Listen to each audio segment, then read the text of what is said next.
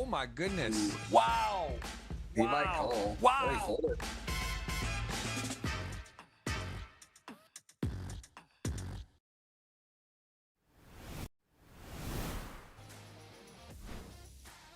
Welcome everyone. We are back. It is the GG Millions. It is a big day. We got the 2-time in a row. Eric Yanovsky was supposed to be a guest. He then made the final table. We found replacements, but today he didn't make it 3 in a row. He's joining us. Eric, how are you? Where are you? What's going on? I'm fantastic. Honestly, never been better. In Argentina, grinding online right now. Yeah, life is good. Definitely can't complain. I love it. Well, I know you've been on a heater. You've been playing some of the biggest stakes in the world, including this tournament. You final table. We saw you play last couple of weeks. I know today was not the case, but you will join us as a guest for the first time in the show. You can look at the live earnings as well as your very, very much illustrious career for being sort of newer, younger in the game. And I know you're loving the journey, and we're going to be getting to pick your mind a bit today and talk to you about what you've done in poker and what you are currently working on. But we have a very star-studded final table today with over 70 million in earnings amongst the players on GGPoker alone. And of course, the 14-time there has been champions awarded of this final nine. So we're going to look at that. We're going to go to the last week winning hand as well. This guy, talk about resiliency, space, 30 final tables it took him to win. So if you're at home, if you're playing, if you just feel like it's not clicking, this is a guy that's played this tournament a lot. He's done it 30 times, which is very impressive. But to win and to not have a win over that stretch is insane. So he finally got it done. He did come in the starting stack of 44 big blinds. He finished it off. He has got a lot of his GG earnings coming from the GG Millions. Let's take a look at the winning hand where he does finish it off. Nice to get kings heads up. I think pretty straightforward. Easy. You get ripped into Yeah. and never easy. Got to fade. You know, he could have a pair. Could have somehow have a queen jack or something. But no, he had the ace, flop top set, turn it dead on the end there to get it. And you were at this final table. Tell me a little bit about space and how you played with him probably a lot, I would imagine. Yeah, honestly, I just started playing consistently the higher stakes lately. So, I mean, I don't think he plays too much outside of the 10Ks. And, yeah, I've definitely played with him before, but yeah, he was just always a solid player that, like, in my opinion, wouldn't really get out of line too much. And I feel like he kind of took a little bit of a break from playing. That was my read, and just kind of got deeper in the lab and started finding some more 3-bets than he used to. That's kind of the read I got on him. But yeah, he seemed like he actually played last week really well. I opened this one spot where I opened the hijack and he 3-bet me on the button with king 10 suited. I folded ace jack to him, you know, so he's definitely capable, definitely a solid player. Definitely knows, you know, how to get there consistently to this final table, which is not easy to do. And yeah, good to see it. Good to see hard work pay off. It's at some point it has to be a joke, you know, 20, 25, 26, you're there 28 times and you don't win. You're just like, man, this is crazy. But again, making a final table is a nice return. So he did well, and we'll go ahead and look at the all-time ranking here where we see some of the royalty of poker and of the online streets. Of course, Artur Mortarizian, insane 12 titles. He also seems like he hasn't been on for a little bit, or maybe just hasn't been making the final table. We have not seen him on the show in a little bit. And then again, some of these guys I know you battle with. There now. Now he just buys that and client. Maybe one day he'll buy mine. Who on this list would you say you play the most with? I would say Juan. Yeah, Juan's an absolute grinder. I mean, also probably a bit less nowadays than he used to, but still plays a good amount. And I remember when I just got on GG, I didn't even know who he was, and we were just like heads up in some like 3 years ago, like some 320 bounty king, you know. So yeah, he's Simon Madsen a lot as well. Lena, of course, Nicholas Astet, like those three probably the most, but I would say Juan probably the most out of everyone. For sure. And I feel like a lot of these guys like play much less than they used to a few years ago. But yeah, it's just, what's the point, right? To play so much when you have all this money. Yeah, they love it. They love it. They're crushing. And then again, there's live poker out there. Of course, the Bahamas. Exactly. We're gonna look at the actual season rankings. Just a quick look here, as you see, Rodrigo Selequan, who's been on a heater. He's our short stack today. We're going to preview him and some of these other players on there where you can see with the current, this is the second part of the 2025 season, which culminates in the Bahamas, and we'll have some awards and some accolades and maybe bonuses for that. But this is currently where it stands. Pretty sweet. 2 million clean earning there for Rodrigo with one final table, one win, just walked it off. And now again, he's been at 25 of the final tables with 4 titles. We'll go and see his profile here in a second, as this is the current standing for the season 2. And we will go to the now final table participants after the prizes. 338 up top. You play this now the most. Any of this where the jumps are more significant, or do you look at this and ICM wise, what are your takeaways on the payout structure? I mean, yeah, it's pretty flat payouts, I believe, right? That's the word for it. When it's like I'm pretty sure on ACR it's way more top heavy. Like I just had a final table yesterday. Actually, it was like 9th was like 9K or 9.7, and then first was 121. It's not the same on GG. So yeah, I would say it's like way more valuable to like not go for the win and more play, ICM accordingly, because the payouts are more flat. Yeah. But yeah, of course, that's well said. And we're going to talk about that with the short stack. Rodrigo, he's in 9th. He has only, I believe, 11 big blind stack. He has 4 wins, 25 final tables, and he is a absolute crusher and coming off that huge score. And also he took second for $1 million live in the 2023 Triton. What does Rodrigo do so well, and how do you anticipate him faring today with the 11 blind short stack, but so much experience? I mean, he's an absolute beast, completely fearless. I actually have 1% of him in the client, so I hope he spins it up. Nice. Never met him in real life, but I've seen him before, like in Bahamas actually last year, carrying his baby in the stroller. So yeah, I guess he's more of a family man nowadays, and I think also plays a bit less, but like he's very, very tough. One of the more aggressive, like Brazilians are known to be aggressive, but he's even more aggressive, I would say, than the most. But he's also very well aware of his image and very balanced. Sure. Knows exactly how to. In Brazil, taking a box, another final table seat. They seem to punch one every week. Let's take it number 8, DK. This man just crushing. He's a guy on a serious heater. 10 final tables, 2 wins on 40 appearances. Also live, but on a sick heater and have some huge scores. What does DK do so well, and how much have you battled? Yeah, he's extremely tough. Haven't played with him all that much, but from the times I have played with him, he's an incredible player for sure. Everyone respects him. Like I don't know anyone that thinks he's not good. I think he might be like the number one. Him and Barack Wisbrod are probably like the top 2 cash game and tournament players combined. I guess him, Barack, Linus. It's kind of hard to say exactly, but yeah, he's incredible, honestly. And I didn't even hear about him until like when he was he went back to back like the massive ones, right? Like he came out of nowhere. He came out of nowhere and just kind of took everyone by storm. Right, number 7, Dino Rag. This is a player, Gregor, who we don't have as much info on. You may have never played with him. I have not seen him. You can see 4 appearances, and he has now made a first final table. Not a lot of GGMillion play. $1 million. I mean, that's crazy. It's still a lot of earnings, but in now today's standard, not as much as some of the guys who grind on here. And highest finish 14th on here. So any have you played with him or no? Or is he going to be our mystery guy? I was going to say the same thing as you. Like $1 million in earnings is not considered much nowadays. It's pretty insane, but just on one side as well. But I'm pretty sure he's part of Fedor's team soon, because he has the soon thing on his as his avatar. So I'm pretty sure, I'm like 99%, if not more, sure that he's part of like Fedor's crew. But yeah, he's. We'll call him the mystery for this week. Him, but yeah, he seems like he's solid. We'll call him the mystery man.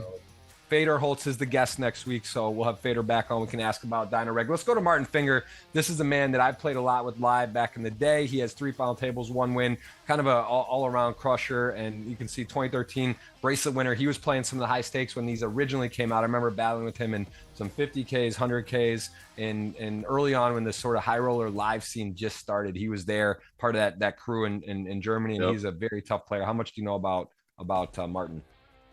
I actually met him 2024 Vegas. We were on the same table for some Venetian 1700 or something, and we got along really well. We battled a lot, and we exchanged contacts maybe then or maybe this summer. But yeah, we actually talked some poker, and he buys my action in the GGMillions, so he's a pretty good friend.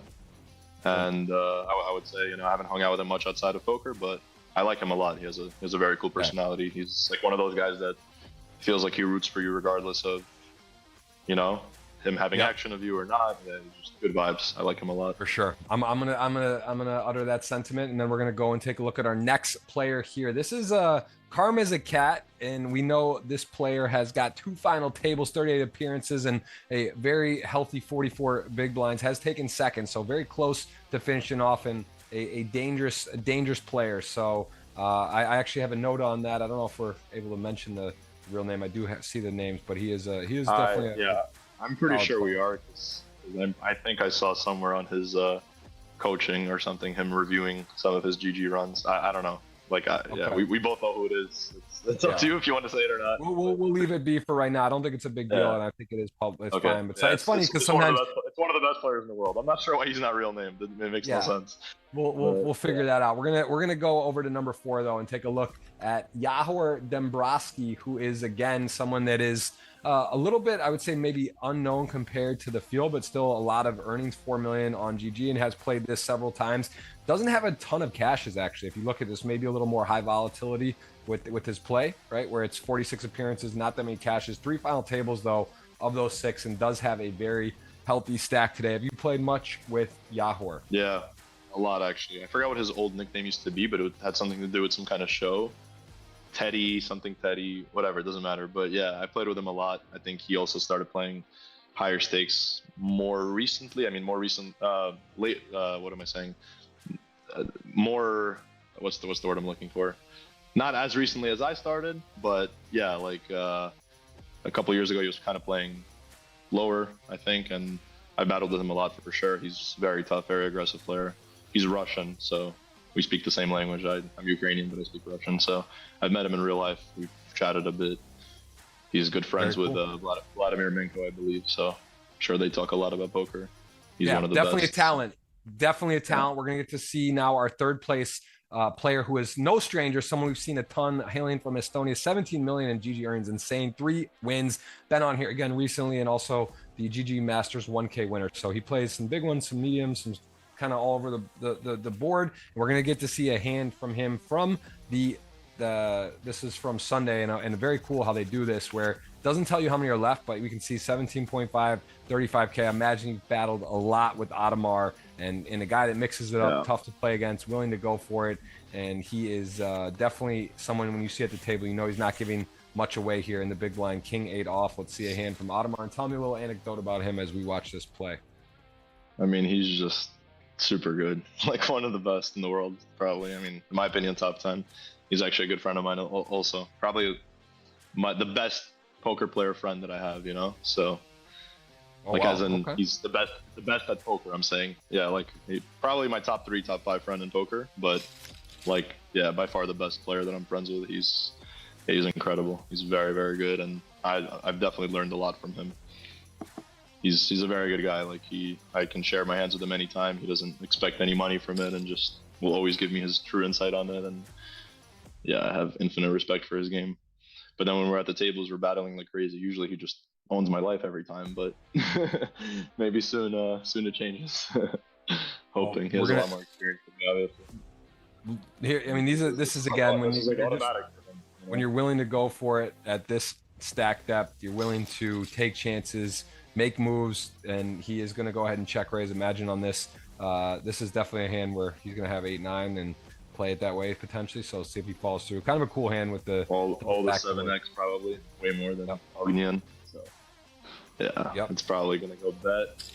Ognyan calls. Wow, he goes small here. Interesting. I thought he was going to go some kind of sizing to get stacks in, because that's probably what he'd want to do with his 8-9 and 7x. My initial instinct, but probably their final 2 tables, and they both have amazing stacks to make the final table. So maybe that's the more logic for going small, because you don't want to get stacks in when you have a random whatever Jack 7 here. Maybe he could still Ognyan can still have the 8-9s and the better 7x, 6s full, 10s full, whatever. So and also now having a club too. He's got the club. He's got the 8. Oh, yeah, this is going to be going some big bets coming here. Likely, I'm assuming he gets not that big. Wow, but it looks very value-y. It's very hard to find bluffs. It's sick. Yeah. What a beast. Wow. Yeah. Legend. Nice hands, nice execution. As you said, not afraid, mixes it up, puts pressure. It doesn't always have to be all of it. It doesn't always have to be, you know, it does look very strong if you put yourself in. Actually, who was our chip leader today? So we'll get to see a hand from Ognyan, and again, another regular on the stream. Very, very tough, right? It's like, I know you know that you're capable, but are you really bluffing here? And just kind of picks the perfect size, the perfect hand selection, and really is tough. And just another reason we see him on the podium coming into a final table, looking to put his name in, you know, getting into that sort of unicorn land, right? Of winning 3 titles is a lot. We have several players here who have won 4, and that all-time list is peaking around once you get into that 5 title category. But he's looking to get his 4th today. Again, we have 14 total titles amongst the players. I do want to invite everyone a opportunity to hit the thumbs up, follow along, hit subscribe. We will have 3 $50 GG ticket giveaways today at the end of the stream, as well as a $50 on X. I will put up a tweet here shortly once we go live for the actual play of the final table. So we'll have four opportunities for you guys to win some money today. And this guy, another Brazilian, man. Brazil is here. Austria is always around. Brazil is in the mix. 4 final tables. Hasn't got a win. Hey, Allison, known as A. Piak. I'm gonna just let you take that one. But AP. I call him Pekka Schwitz, but I'm pretty sure I'm saying it wrong too. Pekka Schwitz. There we go. Yeah, he's something like that. But yeah, fun guy. I'm gonna be in Brazil. I'm gonna be in Brazil for some BSOP and some events in November, and I'm sure he'll be there, and all the guys. I'll see you there. A lot of fun. I'm most likely gonna be there too. So I'll see you there. Awesome. Maybe the dinner ritual will be put into place there. That's cool. That's fine. It's a little more value on the reais, 5-1 for the currency. So we could do that. We can make it a nice dinner. As we see, we're gonna have a wager at the end of the stream. But 56 big blinds, tough player. We're going to see a hand from AP here where he is early on in 5-10, huh? and yeah, just short, just pretty short stack. 10K for. Yeah, he maximally regged because he has a 0 VPIP. So yeah. You think he rebought? You think it's a rebuy, or was this the max? I think so, because I'm pretty sure I see him selling in the client. So I'm pretty sure this was a. I mean, I did the exact same thing, except I wasn't lucky enough to win my flip versus Leonard Maui. But yeah, sick. Okay, let's see what happens here. See if I guess it's up. Go. Just okay, and the small blinds are all in there. So okay, yeah. So obviously getting a decent price. It still heads up. Close the action. Does call. Makes a pair. Hard to do a no limit. Bottom pair. Bit scary. DK though, gonna be all over the board here, all over opening, and probably yeah. Maybe you just gotta go with it, right? Yeah, this feels like a tough spot. I have no clue what to do, honestly. Yeah, feels like maybe not a range bet, but like high frequency bet.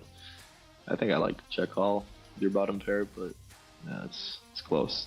Feels like you could put it in, but.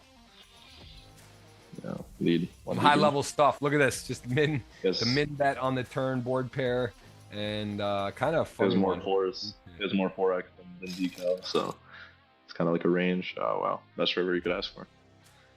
Best river in the deck, that's for sure. Even a 10, you still lose to the hands you might be losing to. The 2 pairs would be null and void, but now he's going to jam it. And if you're DK, it's kind of hard to think about bluffs. I guess there are some, but it's so small into that pot. I guess like.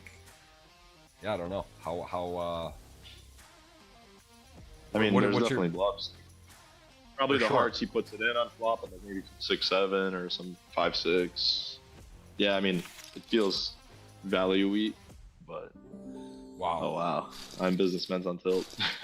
Yeah, he was short, but that is a pretty nasty run out considering buried to a very limited amount of outs there. As the hand we get to see from Hey Allison, and how have you played? How long have you known Allison and played with him? I mean, this guy's been around for a long time. He's been playing poker back when I was grinding online tournaments way long ago. Have you played with him since the start of your poker career? I feel like also 3 years ago he wasn't playing much, but then more so like 2 years ago he started playing a lot again. I think it was like 2024 May series where I was playing a shit ton with him. Oh, excuse my French, but yeah, I was playing a lot with him May 2024, and yeah, I remember back then I thought he was probably the #1 Brazilian in the world. Like he was super tough for me. I could never beat him in a hand. And then I met him actually in Bahamas this past one. We hung out for like an hour, talked a lot. I liked him a lot. Very good guy. Yeah, So, that's someone I actually have not gotten to know him well, but I've known of him, and everyone's kind of just says positive things. Seems like a great guy and loves the game. Yeah. Strong player, strong personality, and has got himself a good situation today. I mean, in second place, 56 blinds. It's an interesting final table where the chip leader is 70 and 52 for third, 56 for second. It's kind of compact. There's 111 blind stack, but it's very compressed, and it does seem wide open. Going to be interesting on the betting odds in the client, which we will get to see after we do get to look at a hand and talk about Ognyan Dimov, who is coming in our first deck. And I do want to ask you about Ognyan Dimov, who we got to see a little bit before at the table, and you've played with a lot. What does Ognyan Dimov do so well, and how does he get so many chips? Why does he also feel like someone that's constantly has a big stack when he makes the final table? I agree. He's absolutely fearless. Like I feel like he plays for the win more than almost anyone else at this final table. He's absolutely fearless, very sticky, very, very aggressive, loves to battle, and he's been playing for so long, and it doesn't faze him. I'm sure any of these final tables, any of these spots, like for a lot of people, they come in and it's huge for them, or biggest spot of their life. So I mean, for me, it was massive. Past 2 weeks making these final tables, even though I don't even have that big of a piece of myself, it's still, I don't even look at it for the money. I look at it as the bright lights and a lot of, It is. It's fun. It's fun. It's true. If you sell action or you take, whatever it is, it doesn't matter. You make it to a 10K final table. You see 300, 400, 500K for first place, and it is a lot of fun. Let's take a look at Ognyan though. Let's look at his profile. Let's take a look at his pedigree, what he's done. Monte Carlo, 30K, Triton winner. These guys that you and girls that you watch on here, these are the players playing the biggest buy-ins in the world. The 10K online is like 100K live, right? Or 50K. It's just it's a very tough group. This is the elite of the elite, and you can see his GGMillion earnings, almost 4 million, 12 million on GG, 11 final tables, closing frequently when he makes it here. What does Ognyan do so well, and what do you expect him to do at the chip lead? Do you think he's going to really press?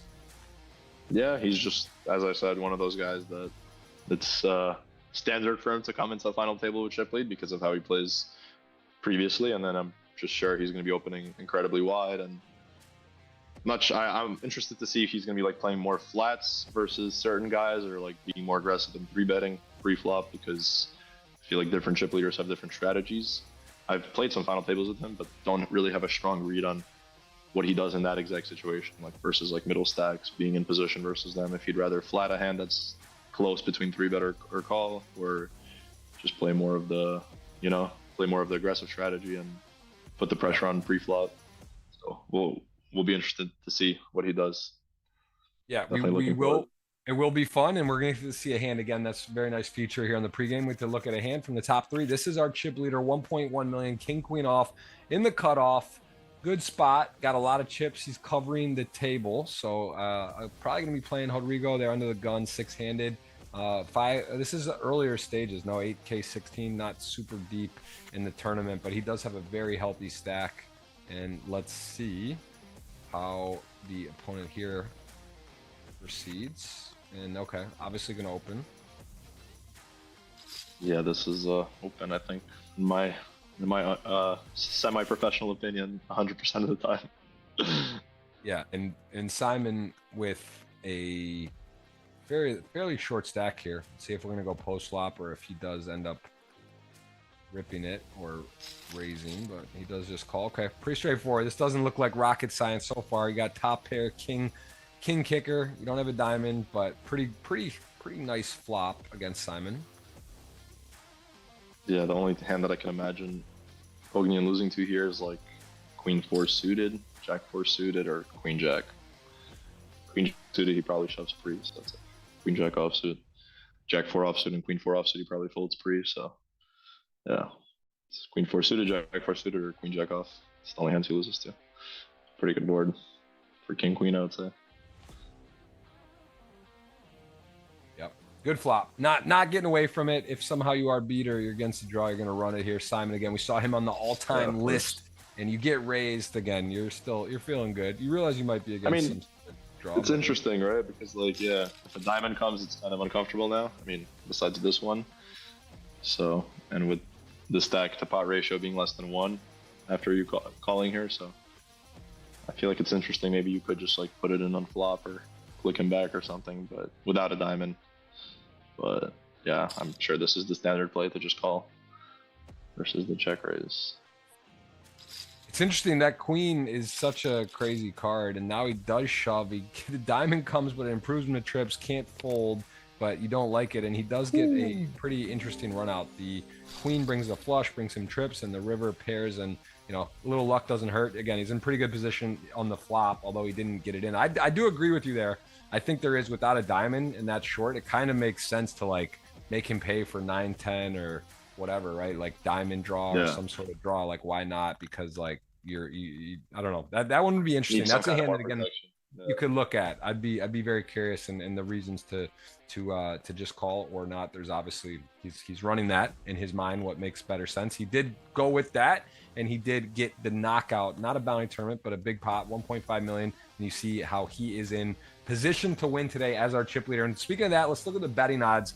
He will be the favorite. He does have the most chips, and he is very experienced with 4 titles. And I will let you choose first, and just remind everyone at home, there is in the client on GG, if you're in a jurisdiction that you can play GG, you can also wager and make a bet on the player. This is the odds that would return per dollar. Eric and I will do 100 units for fun. We'll put a real money dinner on it for us, for a real dinner, and we'll put 100 play units, and we'll do a little based on who does better with the pick. If one of us wins, it'll be good. If one of the 3 we don't pick wins, it'll be a wash. We can still go to dinner, but we can do it Dutch. So I'll let you pick first. 100 units. How much do you want and who? All right, I'll start. You're giving me the first pick, right? Yep. Okay, I'll put 50 on my man Ottomar. Absolute legend. 3 final tables in a row. I think he might come out and win this one. You know what? I'm gonna go with I will go with AP, man. My Brazilian, he's in second, doesn't have a title. He's in striking distance, 13 bigs off the chip lead. Just feels like his time today. He's 4 final tables, hasn't got the win. I'll go him, and I'll put 40 on that. So 40 at 5.96 to 1. Nice little return if he can ship it. Your second pick. All right, I'll put, I guess now I'm a sucker for chips. Ognyan's a great player. I'll put 25 on Ognyan. Okay, good. Well, I'll let you can do that, not because it is for play units, but just so you know, if you bet 25 and he wins, you're making like 20, very little, right? You might want to put a little more on him out of your unit. It doesn't really matter, but just saying the point is like you would only get a return of. I guess I don't fully understand how it works. Like with the, because we're just doing.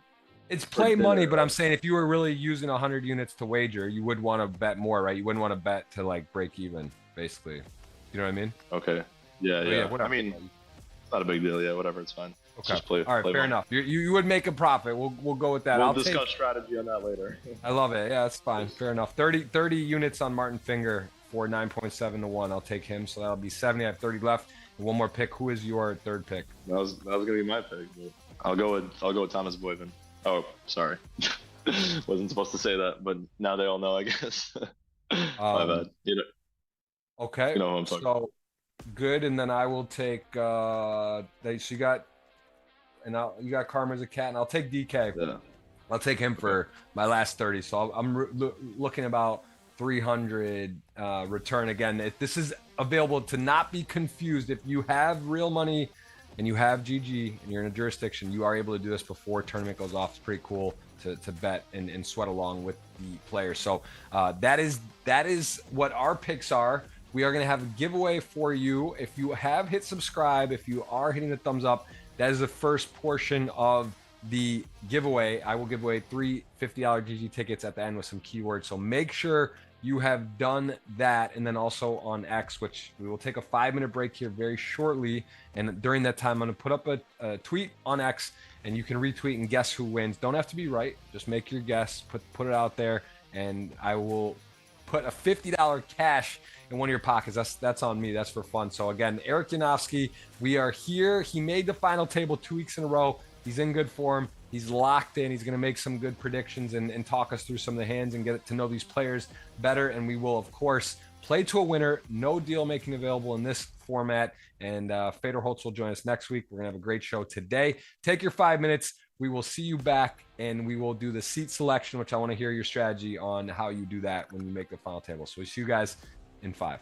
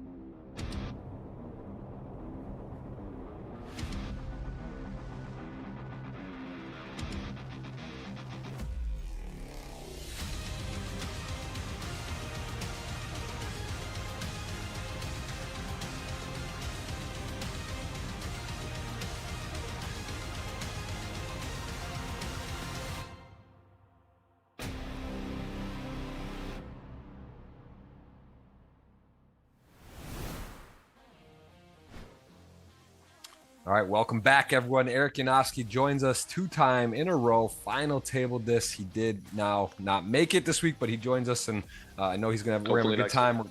Yeah, he'll get the 3 in a row coming up. And then speaking of 3 in a row, there is a trifecta.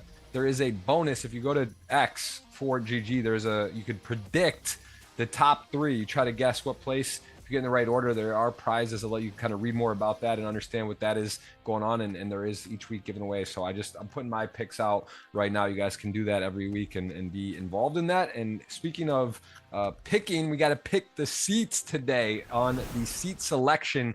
And since you've been fresh in the final table the last 2 weeks, tell me about this. Give me a little strategy as a short stack, medium, and a big stack. What do you do here if you're the shortest? To be honest, I'm very bad with this. I really don't know much about the seat selection, especially as a short stack, because I feel like you get moved anyways. But I feel like maybe the cutoff or the button, that's where you'd rather go to as the short stack overall, because maybe not the button, but like the cutoff, because everyone's gonna want to be the button or something like that, or the small blind. Yeah, so you'd rather be like 2 seats away from where people usually want to go, so they don't touch you or something like that. Yeah, and try to obviously be far away from the big blind, because as a short stack, you don't want to pay the big blind as much. You'd rather have a good amount of hands where you can fold and kind of have collision effect between other people. So yep. I like that. Yeah, I've heard different things. I mean, that's generally the idea is if you're short, you try to get near the button or the cutoff, and then obviously you're going to get your seat picked from you a lot because other players still go past. And generally the chip leader seems you want to be on the left of the next biggest stacker or across in a way, kind of depending how the other seats match up. But it is an advantage, no doubt, to go last, right? It does help to be able to see where everyone else is and make your decision, as the chip leader will have the advantage. Here's Ottomar in third. See, he's in the small blind currently where he may move. Maybe he's happy on the left of DK. And nope, he's going to move. He's going to switch places there as now. Okay, so AP does go to the cutoff. And then the chip leader, Ognyan, where will he go? Will he stay? Will he take the button and go to the left of AP or not? That's the question. Or is he happy where he is?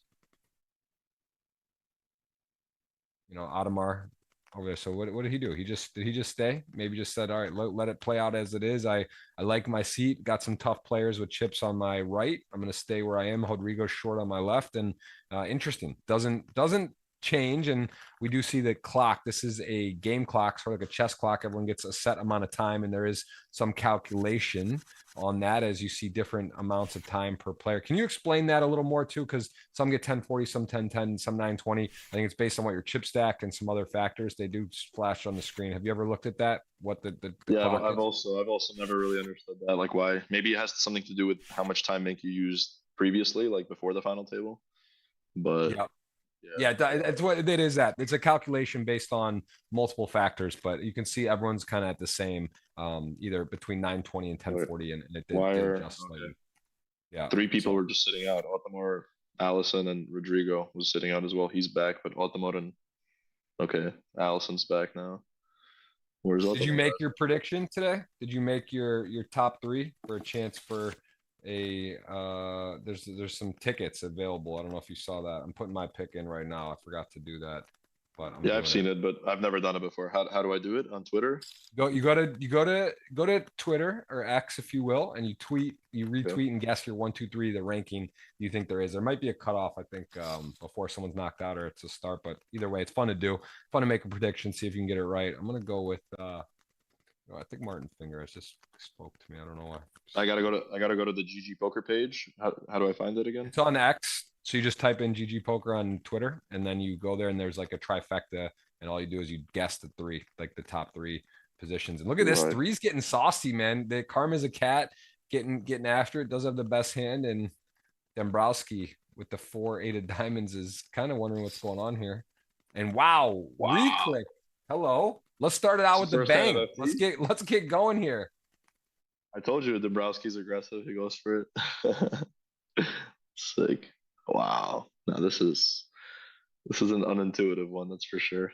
But I guess he doesn't. And look at this though. It doesn't want to get rid of it there. Sick. What a beast. Sick hand. Let's get right after it. All right, I'm putting out my $50.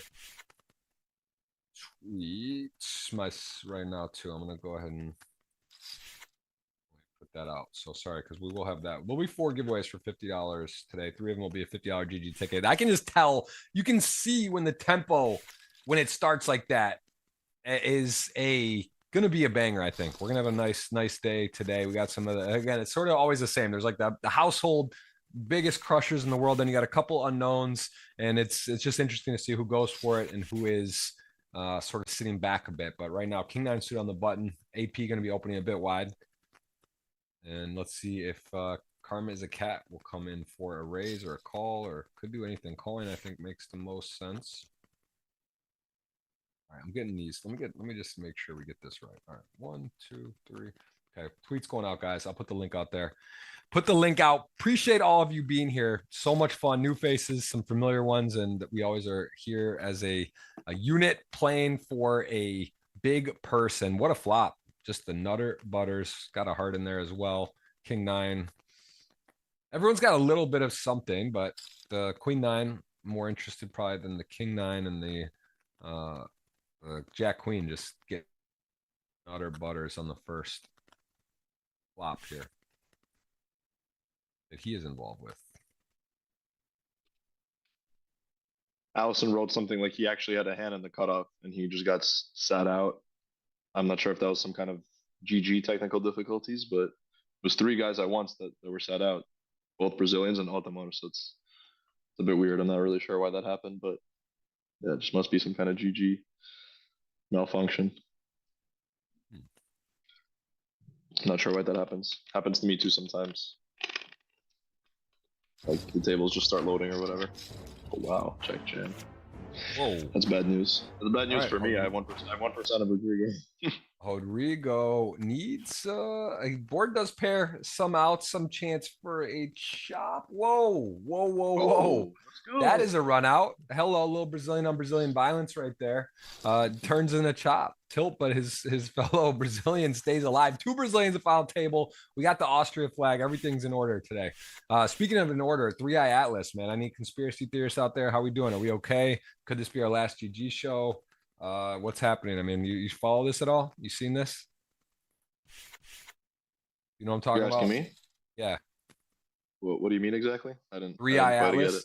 Have you seen what that is? Do you even know what I'm talking about? No idea. You really are immersed. You're doing your solvers and you're in your world and following poker. You're not out in the universe, man. Their third ever interstellar object is in our galaxy, Milky Way right now. So the third ever object in the history of ever that has come through that's not part of our galaxy. And they're saying it's the size of Manhattan, and there's a lot of weird stuff with it. And in the next 3 to 4 days, we'll find out if everything's okay or not, or if we have, or there could be legitimately thing. It's not like some weird. This is like real stuff. NASA. This isn't like you're trying to say like there could be the end of the world or something soon, or I mean, it's not exactly. It's a non-zero chance. I think we're fine. They'll probably be friendly if they come. I think we'll be okay. Like if we, we're going around, we're putting Voyager out there, looking around the world, and we're looking for people. We're friendly. If we found someone, we're not just coming in blazing. But I think there's like people out there. You know what I'm talking about. I know the audience. We're dialed in out here. You know what I'm saying. There's just search that after the show. 3-Eye Atlas. Take a peek. I'm not saying be worried. I'm just saying it's very interesting thing that's happening. Is that like aliens or something? Just take a look, peep it out, check it out, do your own due diligence. I don't want to go conspiracy theory. I'm just telling you, they're saying it's a 0.005 chance that like the path it came in. It's also coming from where the WoW signal was in 1977, the exact same part of where it came from, which is the one thing in the world we don't know what happened and whatever. Man, let's focus on poker. We got the biggest, the brightest. Queen 9 takes it down on the button, as we'll just leave that thought out there. And again, I'm just saying, it's good to be here. Good to be here currently. Everything's good. I appreciate you for informing me about some stuff that I'm not too familiar with. All right, GTO Wizard is on. They're in the mix. They're telling us to check here. This is another very, very cool feature we have here with GTO Wizard, giving us some recommendations. Again, sort of what the computer would say to do. And this is obviously, it's again, there's GTO and then there's exploitative, and some of the players are going to know exactly what the computer would do or not, and then they're going to deviate. And it's always fun to see the world's best, how they either align or deviate and why. And here we see that most of the time it's saying to raise with 8-9, which is not necessarily intuitive here. And he does just call and does drill the action card in the deck. Hello. I mean, you're gonna hit the turn the 2 pair and hit the gutter. That is a wild, wild hand. It's saying either go all in or bet mid. Probably gonna go all in, right? It's a very wet board. I think that would make sense. Yeah, 2 flush draws. So many, way too many draws, and you have a real hand. You have ace king in your range. Ottomar never does. So yeah, I'm not sure how I feel about the spot because I have 1% of Rodrigo, but Ottomar is my good friend. So I bet on Ottomar though in the GGMillions client for him to win it. So yeah. There's This no other puts him in a play better. here. I guess this puts him in a better position to win it. Super wet board. You got the low end. You called. You hit your money card, which is still scary. But yeah, you're in there. Queen 10 not folding. Rodrigo just feels like it maybe isn't his day. He now needs to hit a 10%er, a 4 out or 1 to come. That is not it. And that is GG. Rodrigo, again, GG. legend, absolute crusher. Just on the biggest stage, constantly there, constantly showing up, constantly hitting earnings. He is our #1 He'll be player back. season 2, but he'll be back. And we have a mystery hand right off the get. I told you this show is going to be special today, and we are going to see now a. But it's not always special. It is, but it very special today. It just feels extra special when you have a fast start to the show. And again, we are seeing Dino Rag, one of our kind of. It's like a mystery hand with the mystery player. We do see he has ace 9. We don't see Ognyan's card or Ottomar's card, so we get to sweat. We have Dino Reg's cards face up. This is a double mystery hand apparently, which is also unique. And ace 9, top pair, top kicker, multi-way. Eric, as you know, multi-way spot's a little trickier. It's when your head's up. Okay, when you start getting multi-way against the cutoff, the small blind, the big blind, these are tricky ones. These are very tricky. Yeah, I'm not even sure if I would defend as Dino Rag, honestly, because it feels like so much risk premium you have here versus 2 stacks that cover you by a lot. But it's probably I'm pretty sure if he studies with Fedor, he knows more than me about theory. So, you know, I definitely don't blame him. He beats both of their hands a lot of the times, but also Ottomar will have like hands like ace queen suited pure here. You know, like Ognyan's range is super wide, but Ottomar will have 10-9 suited and, you know, stuff like that, but he'll also have like ace queen suited probably 100% of the time. So, you know, it's very tricky for sure what to do with ace 9 there. I agree. Very tricky, and board is again always a little bit crazy as the mystery feels hand like remind us. Feels like you could do all 3 options. Like you could 3-bet, not all in. You could just fold, make your life easier, or you could call. You know, so. I think I would fold because I'm very tight, as you've seen my past 2 final tables. But yeah, it's definitely interesting. So check on flop, check flop, and now Ognyan goes with a 5 big blind bet after checks them again.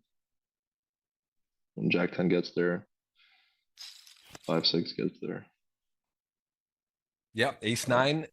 The king, kind of a brick, right? The river does. I'm sorry, well, not a brick. The spade. You had the ace of spade check over. Actually, I'm sorry. The flush draw comes in. This is very interesting because when you get these are ones where when you get bet, you know, of course he's going to bet his flushes, right? He's going to value bet his.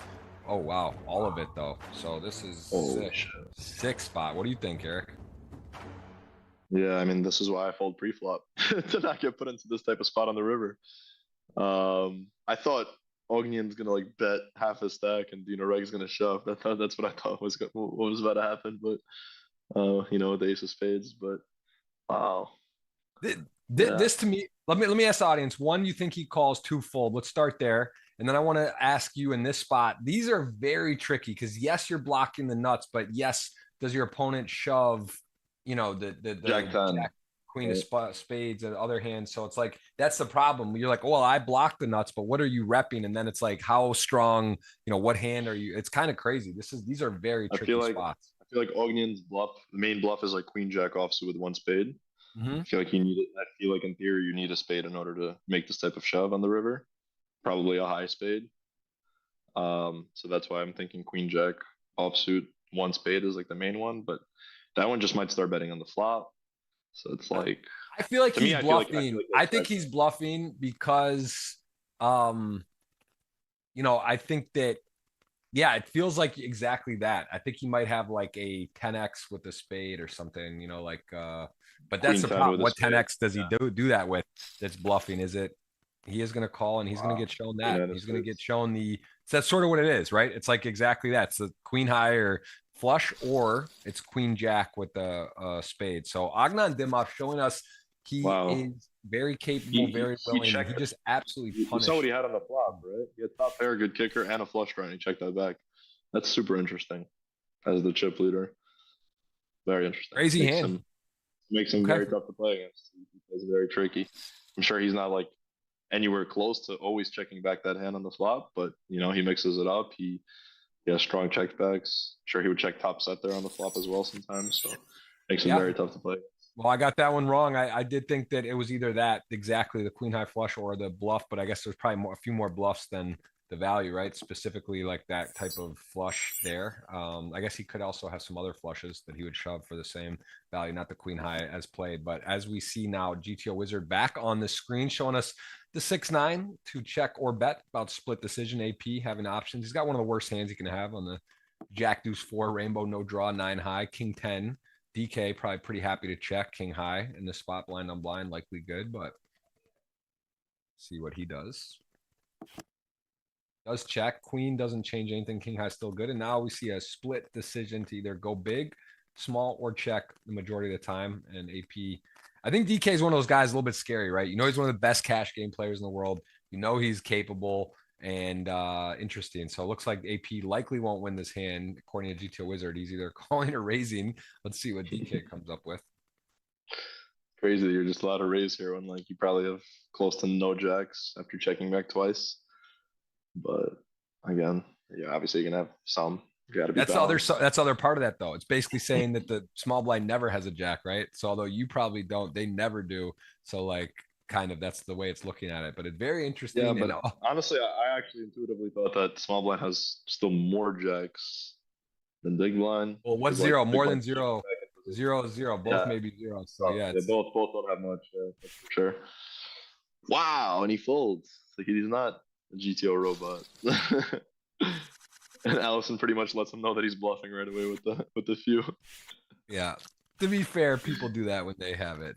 But yes, that is a funny hand, and that is a very interesting. I love when that's what is fun when you see the best in the world, and there's multiple options, and then they go with something else. It just shows you how beautiful the game is, how many different game trees and decision points are, and that it's just again the game's alive and well. And I think in some respects, people get a little scared about GTO Wizard or this and that, but like I think in some respect, some I would say part of that is that people also get confused or maybe overdo or overthink or play it even wrong. So I think there's a lot of opportunity right now in the game as we see a very wet board, 10 jack queen versus aces, and 9-10 has got a claim to the pot as well with the open-ended and a pair versus aces. Got to feel good, but it's scary board.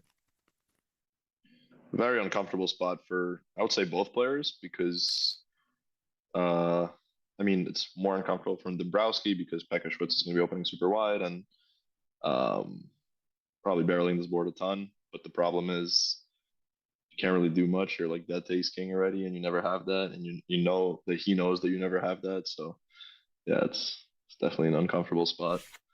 But also for Allison, it's like he knows that Dombrowski, no matter what he has, if he has 8-9 there, like he'll never play raises or king 9 because he could be up against ace king. So yeah, probably feels like a two street value hand and then check back most rivers, something like that.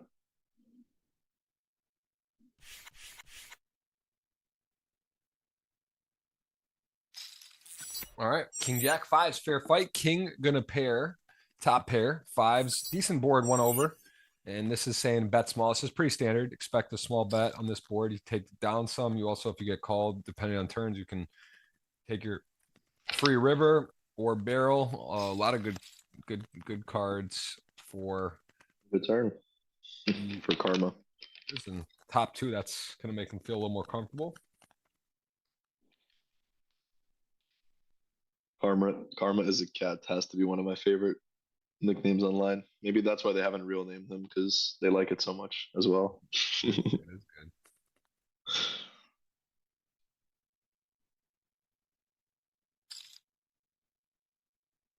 Wow. So I guess he thinks that Karma has a lot of flush draws that won't really fight back here. Maybe some like, yeah, all the way up to tens probably he has. So like from all the pair sixes through tens, he's trying to get to fold. Wow. So it said go all Super. in, and this And said, it said Ottomar. It said Ottomar was supposed to check 100% of the time. So it's pretty sick that like they're just not playing according to theory it's whatsoever. actually it's nice. Yeah, the king jack. He's maybe less afraid of the flush draw there. He's got the club, and he does just check when the club rolls in. But Ottomar does wave the white flag. So interesting again, deviations from the suggested, I guess you call it, the GTO wizard way of playing some of the hands. But again, a lot of Theory. exploits going on. These guys, this is one thing I will point out to the audience and remind them is it's very different when it's a high buy-in, 150, 200 entries per week. And a lot of these guys play a lot with each other versus like a large field where you maybe never play with someone or very rarely. So there is a lot of kind of notes or style History. points I think that people have. History, dynamic, all that. Yeah. Yeah.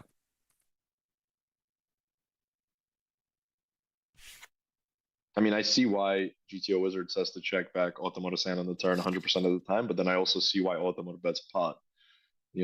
As I've explained, like Karma will have sixes through tens like pure, and he like always folds them on turn, I'm sure. So super interesting.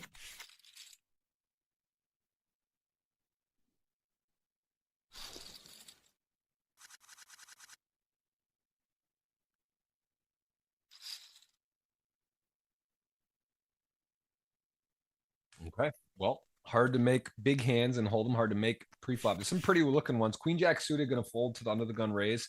Queen 10 suited in there. 9-10 suited in the big blind. I think we'll be seeing a flop here one way or the other.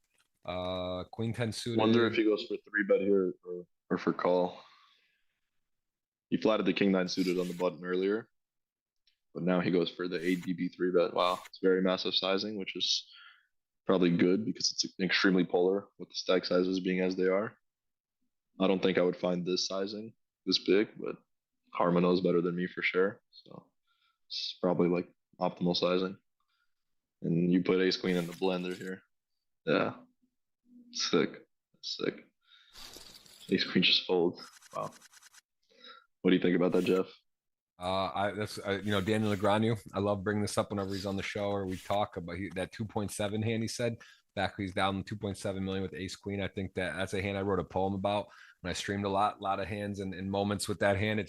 I don't mind pitching it. I don't think it's not Yeah. one you really want to like put a stake in it, right? At this time, ICM, Yeah. most prevalent time of tournament, you get resistance. Yes, you might be getting bluffed. It sucks, but like, you got such a good stack. It's just sort of an awkward one where Not you're worth either it. crushed or it just doesn't good. I'm personally Doesn't anti feel ace good. queen. I'm not a huge ace queen fan advocate. I'm not I gonna. don't think anyone is, but at the end of the day, Right. it's the same It's a hand as hard one like to play. tens, right? So It is hard to it's play definitely like an above average hand, especially when for you're like sure. one of the bigger stacks and like Karma's gonna think that you're opening wide, so he's clearly gonna three bet you with these hands that accomplish a lot by getting hands that dominate you to fold. Listen, So I'm not saying I don't like ace queen. I'm saying you start getting 3-bet or 4-bet, you get in these weird sort of when you have to stick a claim, put it out on the line or not be the aggressor with it. It's not as fun. And here we go, ace 10. Look at this, AP showing us make a big fold and then kind of make a nice semi bluff to the nuts there. Rainbow board, got the 10, very clean, high level stuff going on so far. We're seeing a lot of really nice plays, people making people make folds, and we're getting a wide range of action as we are already down to 7-handed here.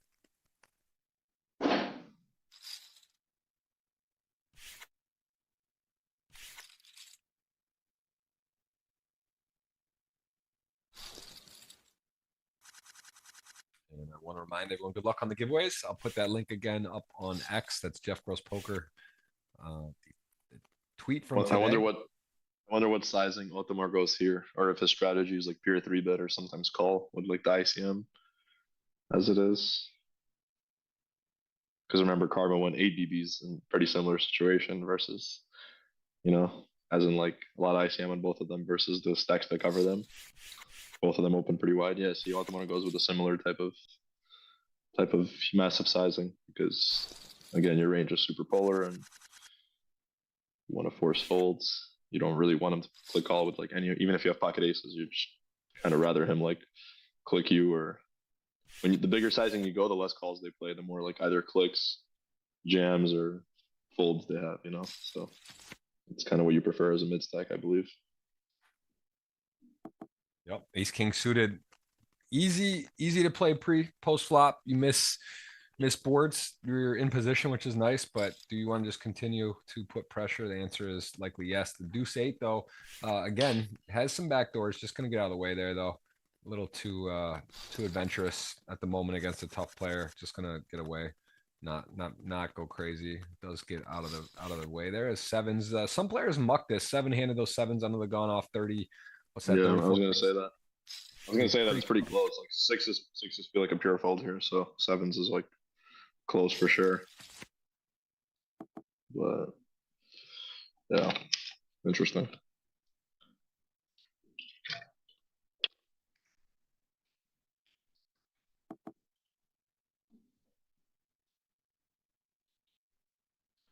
I feel like on king 3, Martin might bet the flop, but on king 3, I see why he checks more. Allison's range is pretty strong as well, knowing Ognyan's going to defend the big blind quite wide, and he flatted hijacks. That's a spot where a lot of players don't play too many flats in final tables versus under the gun, especially. So that's tricky. Guess it just goes check the whole way. Allison somehow wins with pocket nines. Probably not even expecting to win too often. Those are always nice. Yeah, that board got pretty ugly quick with the jack and queen and the hearts coming in. And I mean, no one's really Ognyan just, yeah, he's out of that hand the whole way. Nines though, probably feels like middling here, but no point to obviously bet, just happy to show it down, but actually is gonna. Yeah, no, he's bluffing. Like he thinks he's trying to target like ace jack from Martin finger to fold. That's true. That's true. You do get a jack or a queen potentially to fold there. So I guess there is merit to betting. I think that would be one where you would get a mixed reaction of people just happy to show it down to win. But the Brazilians are always going for the more aggro line, especially on rivers. Yeah, fair enough. All right, we got 1,000 watching again. Guys, hit the retweet. Girls, guys, hit the retweet button on the post on X for a chance at $50 cash. Guess who you think wins? Don't need to be right. And then we will have the $3 $50 GG tickets. Must be subscribed. Must hit the thumbs up. About 1,000 on about 100. Hit the thumbs up. We can do better than that. We're gonna have ourselves a nice show today. Eric Yanovsky, fresh off 2 final tables in this, so he's in good form. He knows what's going on. And how often are you playing now? How many of these have you played? The GGMillions? I mean, for the past few years, I've been like playing satellites every Sunday to them, and I would actually get seats quite often, but I wasn't anywhere near as experienced, as bankrolled as any of these things to like actually be in it. So yeah, I would have a really hard time with, making it even in the money, to be honest. Usually like satellite in with 40 big blinds or something and bust within like 10 minutes or something. But yeah, lately I think I've improved a lot. I won my first bracelet on GG a month and a half ago. And yeah, I think people started believing in me more, so I can actually sell on the client. And yeah, I think now from now on, for now, hopefully for a long time, I could keep doing that and continue to battle with the best, because that's always been the dream of mine, to play poker at the highest level, not just play, win at the highest level. And yeah, so I think I'll be in there for the next few years, hopefully. Start playing Trident soon. Yeah, right. That's how it goes. It happens fast. You're in there, you're mixing it up. You wonder what's the difference. And next thing you get a little confidence, you hit a couple scores, sell a little bit, go on a heater, and you're in there. And again, I like to tell people in poker, whether you're playing $100, $10 buy-in tournaments, $1 million or whatever it is, it's not necessarily about your nice hand there for Martin, really smashes the board. Happy to roll the dice there, gets forced some folds and has backup no matter what. It's important. Like, you shouldn't necessarily look at poker as if you're winning or losing. I think that's a bit of a misconception. I have some friends that play poker and know that they're not winning poker players, but they get a lot of social benefit. They a lot of business kind of acumen. You learn a lot about life, and it's sort of a metaphor. So I think that again, have bankroll management. Whatever stakes you're playing, don't necessarily get frustrated if you're not beating the games, but learn from it. look at as a positive. One of my closest friends that is definitely down a lot of money in poker has actually said it's been one of the best things he's ever done. And in knowing that he's lost and losing, and this is a misstep, Ottomar going to step into the goods. And do we just see a flat here, or do we click? Typically, we're seeing people re-click in these spots just to, in case you do get the kings, queens, whatever. Maybe you get someone to freak out with the ace-4 suited anyway or something like this. But flatting is not insane, but I do normally we're seeing like a re-click. Yeah, that's been the case. I really hope Ottomar just folds. I bet $777 on him in the GGMillions final table betting. And he's my good friend, so I'm rooting for him regardless. But I mean, it's already painful. Kind of, you lose like a fifth of your stack just from that 3-bet. You know, Karma's gonna have bluffs, but yeah, it's just not worth it. Thankfully, he folded. Karma up to a hot start on this final table. Feels like he's won every hand except that king nine of diamonds to start off with. Just lost this simple 2 blinds, and besides that, oh yeah, also the deuces or the threes. The first hand of where Yahor 3-bet him on the flop. That was sick. Coming off with a big, showing he's not to be messed with.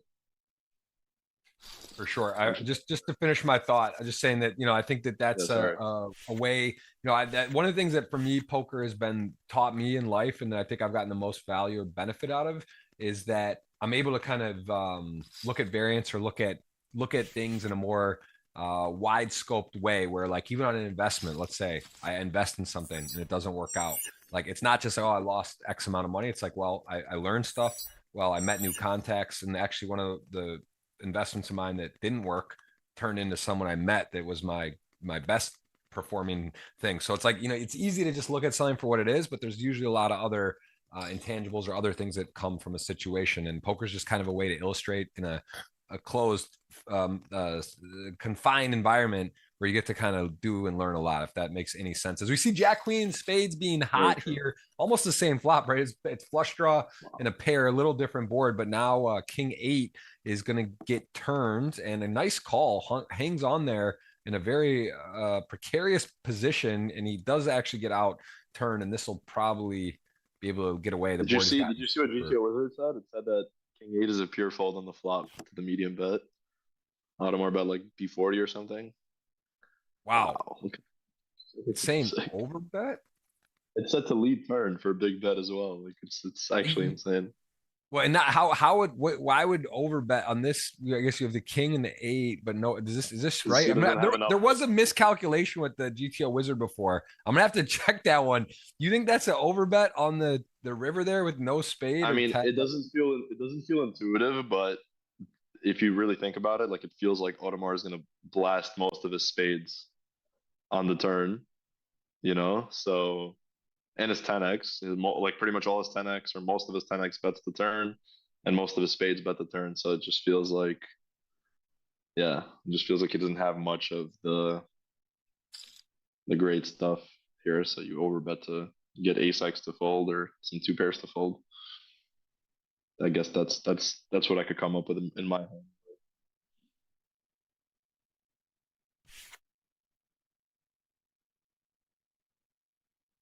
Okay. Well, listen, again, it's good to ask questions. That one is a very interesting one. I guess, yeah, to your point, there is, that's why I love the game, because it does get you to ask questions. And it's also one of the things too, same thing. Just because you see something or hear something doesn't mean you have to take it like that. When it's interesting like that, it's great to look and talk with people about it, right? Make notes, hey, this hand, and check with people and see. Cause like that to me that was definitely one that I would not be thinking about. So yeah, like I wouldn't find it either, but I could kind of come up with some logic as to why it could be a thing. Like, I haven't seen anything too out of line with the GTO Wizard, in my opinion.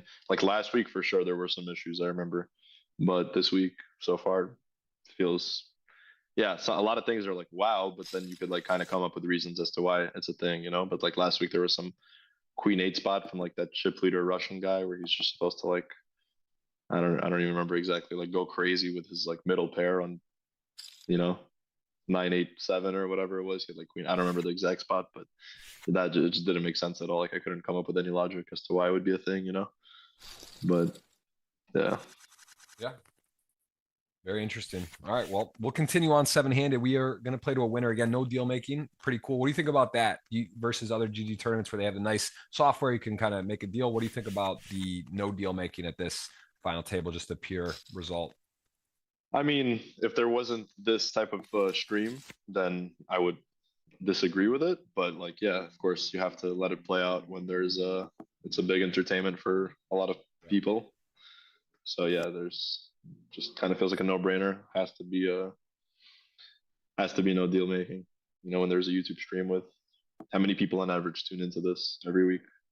1,500 or so. It's about 2,000 or so. Usually there's like 2,000. a good viewership. It just depends. You know, sometimes there's conflict of whatever else going on. But again, we have a very strong community here. I say there's so many faces I see on the regular, and I do see people saying hello. I want to say hello to the audience, which is awesome. Makes it a lot of fun. Brings me back to my Twitch streaming days. I love engaging and having this kind of community type feel, and where you get to learn and do something fun. And you know, it's a great audience. And then we see some new people popping in as well. What a run out here. The King 5 had the best hand until the 10 and then another 10. And he's actually going to hero it with the King high. I mean, it's blind on blind, wide ranges, has a decent calling hand, right? For King high with blocking some stuff. But Ognyan Dimov looking like his fifth title is in range. He's got 5.5 million. He's got a lot of chips. Very tough final table, though. A lot of play left, seven-handed, wide open, but a good start for Dimov. So we'll see how this shakes out.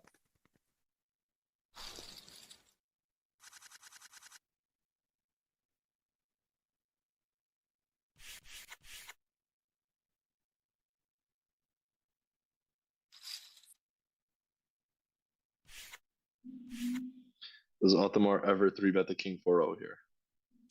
He's been spicy today. He's definitely got a little spice in there going on. Just today? What about 2 weeks ago against Minko? You remember that spot? King 8 suited versus big blind. There, I don't know. Well, if you told me the hand, I'm sure I would. But he's on my spice list. Hot tamale. Yeah. He's definitely got a lot of hands that I know he's firing. But he is going to come in with the King 4 and call. And this is definitely a tricky hand to play post flop. Yeah, I would never call King 4 here, but again, I think he's infinitely better than me, so he knows more about these spots than me. But yeah, it just feels like you have too much risk premium on you with Decal having just under 700K. No real short stacks other than DK here, who's under the gun with 12. What's that? 11 and a half big blinds. So everyone else fairly healthy. And yeah, but you still have like more than 10 bigs than Martin Finger and. Oh yeah, no, he's got a great stack. Rouse. Yeah, he's in good position. He's got one of the most like Carma covers him, so like, stacks. You know, yeah, exactly. He's a lot of pressure put on him with King 4. That's just doesn't do great post flop, obviously. So. No, yeah, I would imagine that's either a fold or a 3-bet more often than not. But again, he does go post and does get out of the way. No real harm or foul there, as he was dominated and didn't hit the top pair, which is also part of the problems with those type of hands. As we see eights and ace queen battling, see a caller all in. Okay, yeah, that's the first one that feels a bit weird to me. Caller all in. That I can't understand why that's a thing, but maybe it is. Yeah, I don't think so. I don't think there's such a thing as overbet jam for like 8x pot on the flop at final tables or maybe at even any stage of the tournament. Yeah. Wait, did Dombrowski bet the flop or what happened? Oh yeah, he did. Okay. Now it's saying, yeah, that's enough. He's going to call though. Wow. So again, people really going over. People are not playing as the GTO Wiz would at the moment, which is, again, going to match up sometimes. Sometimes yes, sometimes no. This is a super tricky spot for both players, I feel like. Because Dombrowski could still be up against like 9s and 10s and maybe even some traps, like slow played better than 9s and 10s. And Dimov knows that like on this turn, Dombrowski probably, after betting flop, Dombrowski probably like range bets. It's just way better for Dombrowski's range. He has all the overpairs. And Dimov blocks the best ones. So, I mean, to me, I I wouldn't think it'd be a pure fold on turn. Wow, it says all in now. That's sick. I guess they're expecting Dombrowski to not check his hands that ace queen beats. So yeah, very interesting. Very interesting hand. I got to say, my notepad is an overdrive here. I've got a lot of hands that I'm looking at today, and very, very curious on some of these. You're trying to come in hot to Brazil and Bahamas. But Brazil, all these guys. All the B's. Want to get the T's, the titles, the B's and T's. I'm planning to be playing a mix of that. The 26K 60 million in Bahamas is just like if I'm a poker player out there. And I'm looking at that, and I'm like, you know what? That's crazy. I'll maybe play a 3K or a 5K. I would just invite you to take a look at like a Stake Kings, or there's other sites, whatever. There's poker you can sell in the client. There's ways you can do it. You can sell action. You can try a satellite, and that just feels like one. If you're gonna YOLO it, you do it. I'm not saying take out a loan. I'm not saying fire 26 grand in a tournament, but maybe. Like you'd be surprised, I think, how much people want action and we're willing to sell, right? Like, people maybe can't go and they want a piece of that. Like if I'm a casual, I'm a recreational, I'm in a home game and I'm thinking about playing, I'd maybe play like some 3.5s or 5K or WSOP circuit events. Like if I have the time and I'm able to go there, like I'm gonna do my best to get in that tournament. I'll say, hey guys, you want to put up 2,000 each or 1,000 each? Like that's the one to sell and take a shot, right? It's gonna be how much is first? 8 million? 10 million. It's a 60 million. It was 6 million last year. It was 50 million. So probably about 8 million. Wow, Dombrowski goes with the call here after Decal ISOs the small blind. I like it. Wow. Decal gonna have to get lucky to stand. He is. He's got the 5 outs twice. That is also chop. That's a good card. This feels like a chop possibility. Sort of not going to be though. It's going to be knocked out. We're going to be down to 6 relatively quickly. DK, the legendary man there, 2 titles in the GGMillions, going to have to wait for his third as we go 6-handed. Let's look at what's happening with who's left. We got AP looking for his first win, Allison from Brazil. Ottomar looking for his 4th. You got Ognyan Dibmov looking for his 5th. Martin Finger has 1 title. Carma is a cat, does not have a title. And Y Dombrowski, just making sure he also does not have a title. So it's pretty split. We'll see a repeat winner or a new winner here today. Either is fun. Kind of fun to see history being built. It's also fun, first timer winning is special. And so who doesn't have a title? Allison and Yahor, right? Or Carma doesn't have one either. Yeah, so it's split, right? 3 and 3. Martin's got 1. Okay. Ottomar has 3. Dimov has 4, and then the other 3 do not have a title. Yeah, it's sick to just have 4 titles, and then there's Arthur Marty Rosen with 12. Has he been playing the last few weeks? Just not made or hasn't been on? I haven't seen his name. Yeah, I don't think he's on too much, but sometimes he just like randomly hops in, and maybe like max lay regs, or I think he max lay reg one of these past 3 weeks, but yeah, maybe 2 weeks ago. But, he does seem like that. He does seem like superhuman, like a time traveler or something.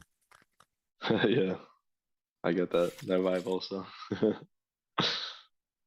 I actually was on the same flight with him from Bahamas. We were going to, I think New York or something.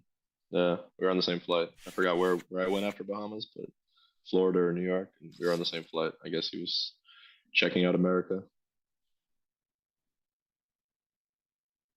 Yeah, he's a crush, just an absolute crusher. Oh wow, is Martin Finger thinking about the spice over here? Is he going? It feels like this is that type of day. It just Martin steps out, good timing, chip leader button. He's also got a pretty solid image, and that's just gonna work. Good timing, part of poker, very important. Yeah, nice hand, Martin.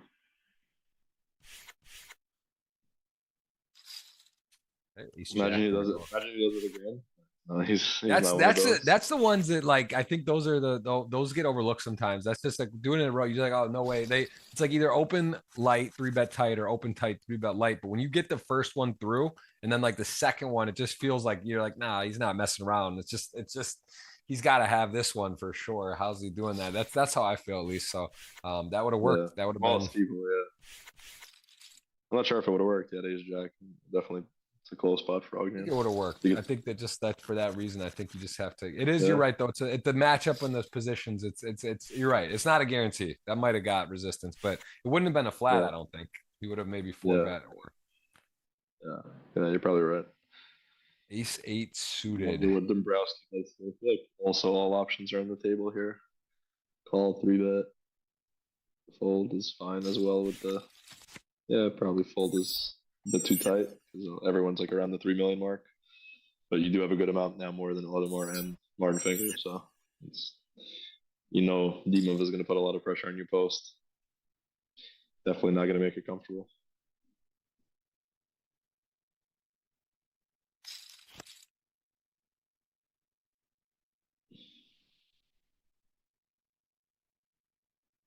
Okay, ace eight, ace five. Yeah, both players not loving the board. Ace eight in the lead. Ace five does have a gut shot. The board pairs. Ace eight now going to feel a little more comfortable, but also you do believe maybe Ognyan has a little bit of showdown as played. So he does have ace high. He doesn't have a pair with it, and likely this will be a checker. I guess could blocker bet, but I probably doesn't need to. Wonder if he would put a small bet out there. Yeah, he's been deviating a lot from what the GTO wizard recommends. So I wouldn't be surprised at all from a little block, especially given the fact that Ognyan's range, is extremely wide. Wow, it's saying call here 90. Okay, that's don't really understand why. Because it's like you just expect him to have Queen Jack of. It's only the suited versions he'd have, right? But it's like if he's floating King Queen, all combos on the flop, and then doing that, then I guess that makes a bit of sense. But I just don't think he is. He's probably not even flatting King Queen off pre, but. I don't know. Sometimes I feel like, what do I know? Back-to-back final tables last 2 weeks, but a lot of the times I'm lost in what's going on. So no surprising like that. He folded, right, Dimo? Yeah. Listen, GTO Wizard, insane tool, amazing stuff. Like definitely a great way to improve your game and work on. I will say there was an error one week where there was some stuff that was off, so that's why I'm getting confirmation, trying to make sure that that's definitely right, because that is just again something like you read news, or you read something, you do want to be alert, right? You want to be checking, talking, thinking. That's like a great thing to take some hands, make a clip, send to a friend or two. If you have a study group or you have friends that you look to or lean on, it's like good to talk poker and then double check certain things. So again, I'm just double checking. Martin Finger asserting his dominance. 2 3-bets from the blinds and 2 rotations. Yep, he got that one through.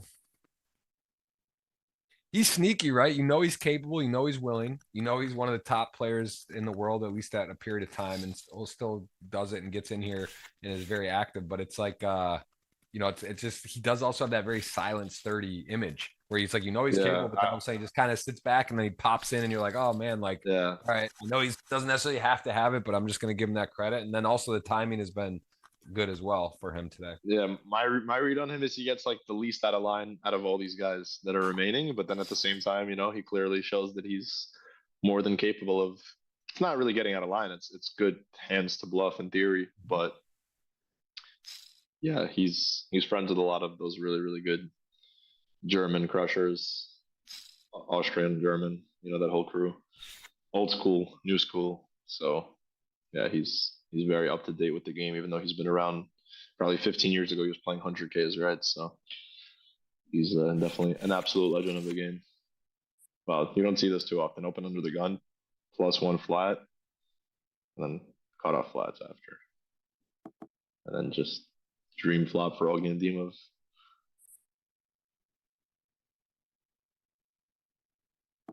10-7 deuce or rain. You just have the sevens. Above average for sure.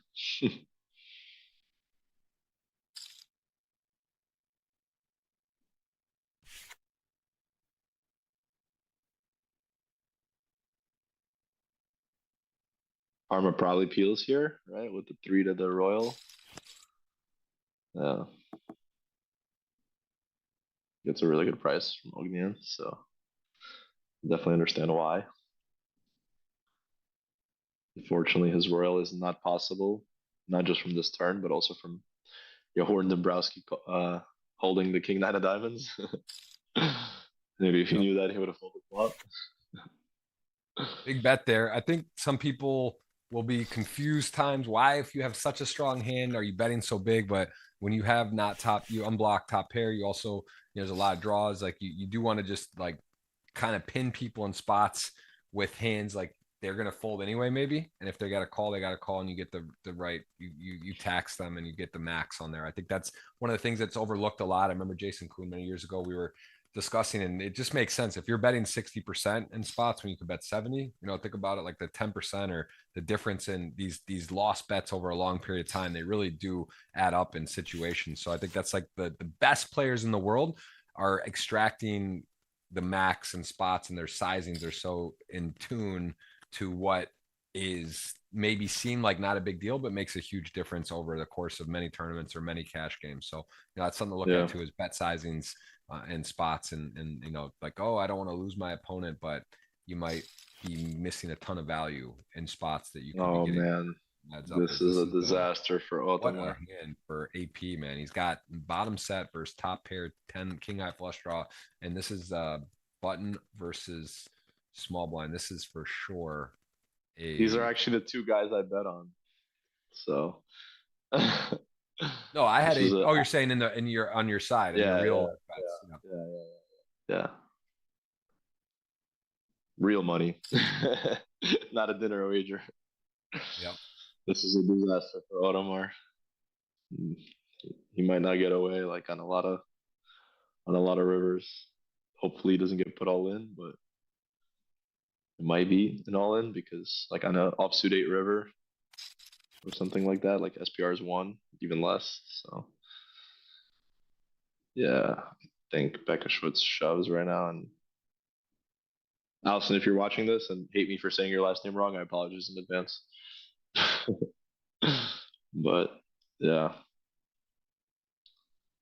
what a dream spot, the threes. I mean, it's super clean. There's no heart, there's no 5-7 deuce. Like, yes, you do lose to a couple hands, but really not many. And if you're Ottomar, you kind of got to hate it because like you have the hearts. It's like, what he does have bluffs, of course. You turn top pair, it seems too good to fold, right? But it does feel a little bit bad. Yeah, I don't really know like what bluffs he really does have here, to be honest, because it feels like you can have a hand like 7-8 of clubs that starts leading flop, but then would you really? Yeah, wow, pretty quick call. Yeah, because also when you have the hearts and that, like, what are the hands that in the small blind calling? It's generally weighted towards like pairs or suited broadways. So then when you have the missed hearts with the king 10 of hearts, like, does he play 7s or 5s like that, or 8s or 9s? I mean, I don't know. So it's like it is an interesting hand. Again, Ottomar got to lean towards his expertise, and of course he's playing at the highest level in the biggest spots. But I think that would be one to be talk about out loud, and for him to look at. I wonder what he puts him on there specifically. But with that being said, it's hard. You can't really make a living folding top pair and hold them in spots, right? I feel like hearts are actually pretty good to have for Ottomar because I don't think Allison will bluff hearts. You know what I mean? Fair enough. Jack's ace queen, big flip. The turn is a jack that's gonna almost lock it up, but still that possible gutter on the river, that would be dramatic and won't be the case. We're gonna see a clean two-sider there. That's the 4 of hearts, and that is gonna put Carma is a cat in the short stack situation behind Ottomar, at least. And we could be down. This is going relatively quickly. I mean, we have what, 4 blinds for Ottomar, and then we've got a short like 12, 11 and a half, 12 blind stack for Carma. So two shortest stacks, 6 left. Things are moving. Payouts lower left of your screen. Upper left tells you how long the blinds go up. We just went up, and it's going fast. When you lose the players early, it goes faster because it's per hand. So the blinds go up in 18 hands now. And if there's less players, it goes quicker. So the faster they go, the faster it does kind of roll off, and the blinds increase. And Carma is a cat, has a nice kind of rip hand. Is it good enough to induce, or just want to rip? Probably, I guess 8-16. Yeah. A rip, yeah. I think king queen suited, like, you could consider, but with Ottomar having a good amount less than you probably just put both of those in. Maybe there's some merit to like doing half stack just in case like Ognyan puts it in and Martin Finger calls some kind of way. But yeah, you definitely don't fold versus 1. if you half stack it.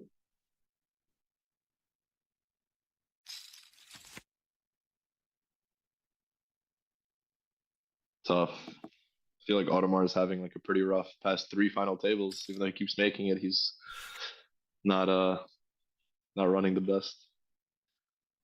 I want to say not playing the best because he's a magnificent player, but definitely did some things that didn't work out that maybe I wouldn't have done. But when you've been playing at such a high level for so many years, you're just very comfortable with making mistakes. And come on, let's get him back in the game. 7. Ooh, very live. Put a 3 very out live. Fair fight. Not as fair now. Needs an 8 or a 3, or we're gonna go down to 5. Peel. That is a 5 and 7 high. Not gonna cut it. 260. He had remaining GG. The Greg goes on, very popular emoji. The legend getting love there as usual. We have 5 remain, and we are really off at 4. We're gonna go ahead and start the giveaways. So be ready for that.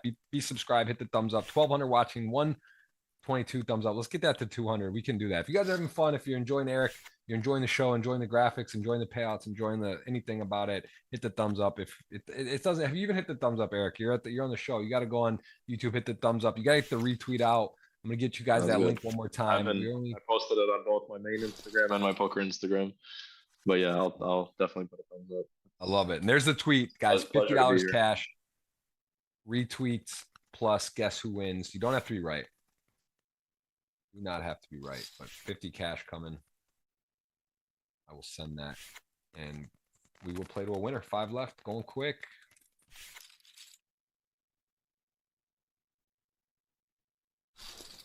Going quickly here. Chat GPT clips in the house. A lot of Ian Sheriffs, a lot of familiar faces. Appreciate all you saying hello. Hope you're having a nice day. Hope you got this on. Enjoying the action and the payouts. It's fun. Everyone guaranteed 6 figures, a clean 100K for top 6. Potentially milestone. I don't think it's a milestone store for any of these players. Definitely not Allison. Definitely not Martin. Definitely not Ognyan. Definitely not Carma.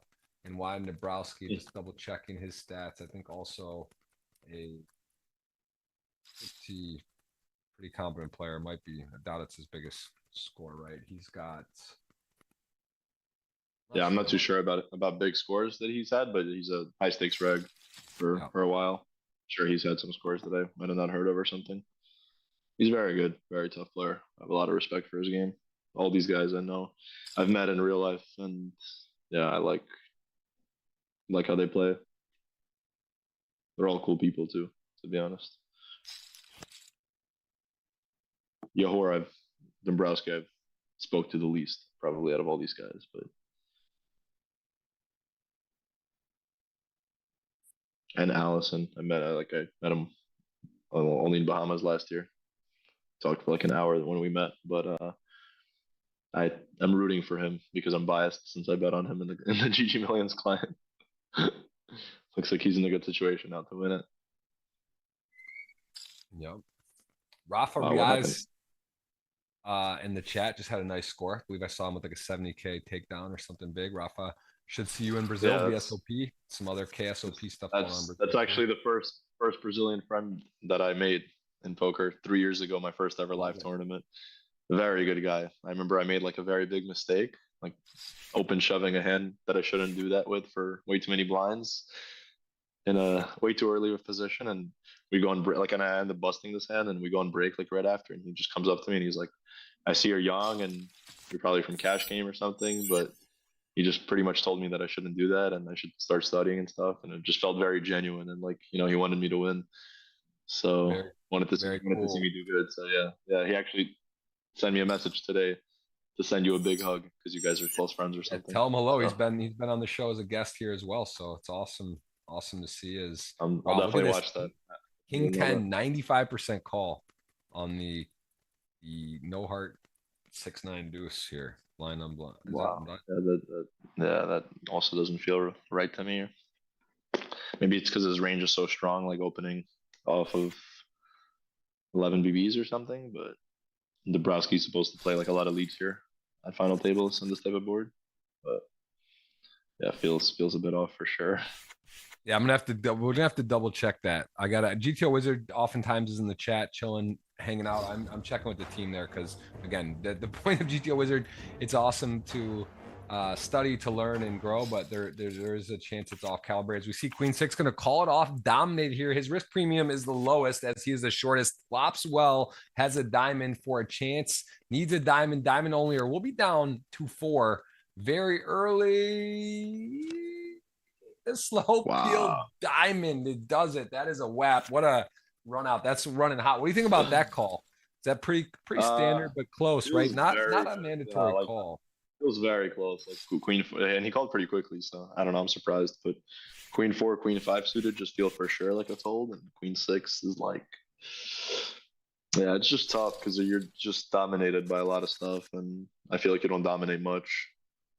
Like sure, he'll jam like 6-5 suited, and you know, some worse 6 suited, 6x suited, but like, you know, even if he jams Queen 5 off, you know, like you're not really doing so great against that. It's just like a flip, basically. It's like you're dominating, but you're dominated way more than you're dominating. That's kind of my issue with the call. But then again, you're by far the shortest stack. You kind of got to make something happen, right? You're probably flipping a lot. You got to win your flips. Got to win even when you're dominated, which Boyman's clearly good at.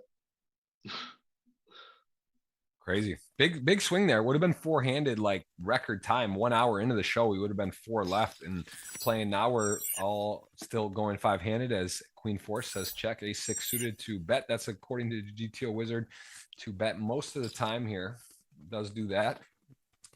And Queen 4 off with the bottom pair says call always. And he folds. So, I mean, for that sizing, also interesting. He bet big, right? He bet like 60%. 200K, yeah.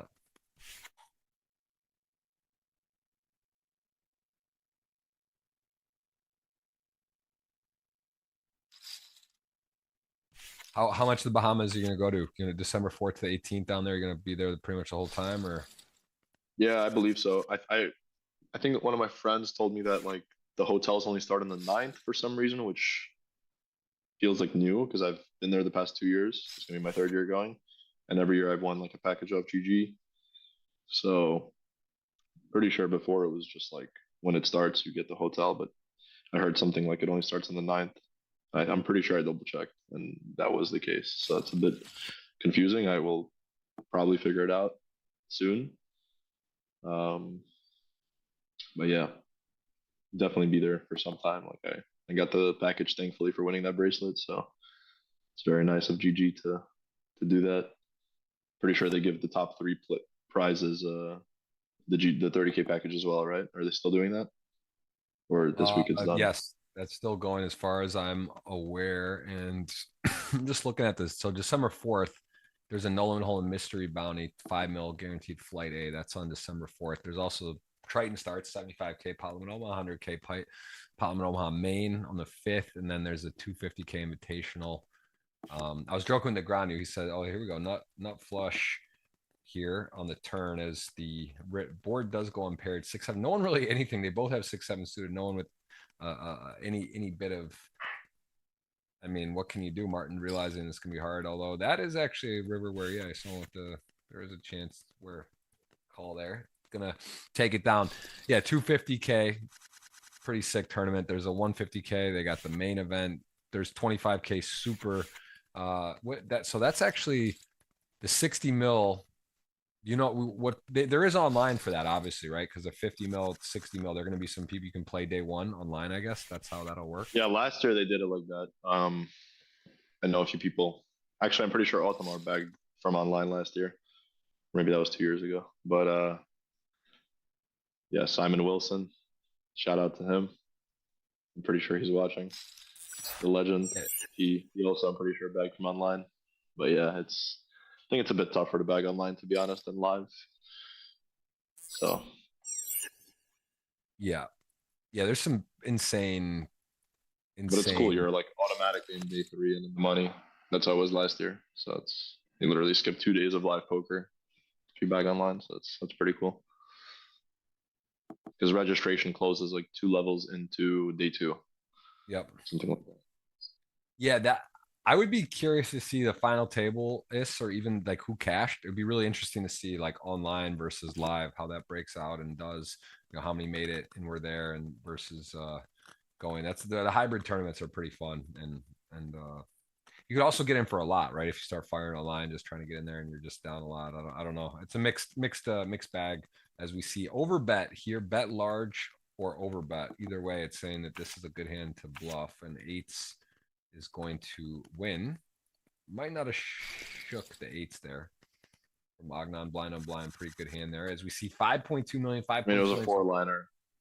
You Yep. gotta have some like unintuitive bluffs, so that's kind of makes sense to bet big. But yeah, Martin likes the situation a little too much to put that risk.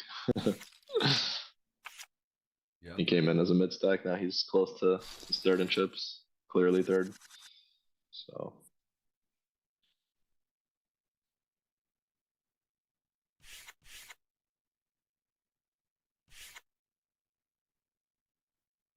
All right. Well, we are seeing five-handed play. This is wide open. A little too close to call right now. I think that, Dim Off, he's done a good job. He's started the day in first. He's still basically tied for first, and AP started in second. That's Allison, the Brazilian flag there. 18%, 15% of the chips in play, respectively. Martin Fingers chipped up a bit. Dombrowski was in fourth. So really no surprises other than Ottomar was our third place stack and went out. So other than that, everything else going pretty straightforward. Carma is a cat as well. So that's really it. Basically insert Ottomar for Ottomar out, and the remaining top 6 were in, right? So that's it. He's the only one out of those that are gone. As we see ace jack queen 7, big pop brewing with the queen 7 off the computer hand. did you see what happened? Yeah, was a little spice. Limp raised 3.5 bigs, and he makes it like 8 bigs or something, 8.5. Pretty sick. And it's super uncomfortable, obviously, for ace jack off, but he's well aware how many bluffs Allison will have here. So just gotta have some hands that don't feel comfortable and man up and click the call button and take it to the streets in a big pot. Very uncomfortable, no matter how many bluffs that Allison has. It's just, yeah. Yeah, there's a lot of events down there. Super fun time to be in the Bahamas. Closing out. How, Eric, remind me again how old you are? I'm 23. 23, wow. Okay. So yeah, you're kind of prime time. Yeah, still have a few more years of going hard at it for sure. But I already feel like I'm winning online way more than I used to, but it's way tougher for me to like put in the volume that I used to put in. Like before, 2 years ago, I was losing actually playing online. Like probably half the ABI that I play now, maybe a bit more than half. But yeah, I was not doing good, and I still would like have the drive to just keep playing and keep getting better because I knew it was like a learning experience for me, and eventually I'm gonna get pretty good. But yeah.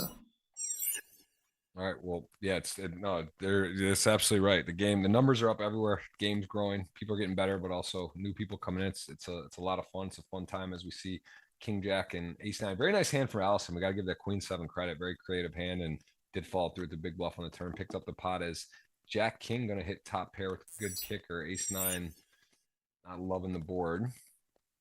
Yeah, there's a 10K PLO Oasis, which is interesting. I don't know the exact structure on that. There's looking on here, there's a ton of events. Someone asking questions. You can see that there is online. You can just search WSOP Bahamas. It's on WSOP.com.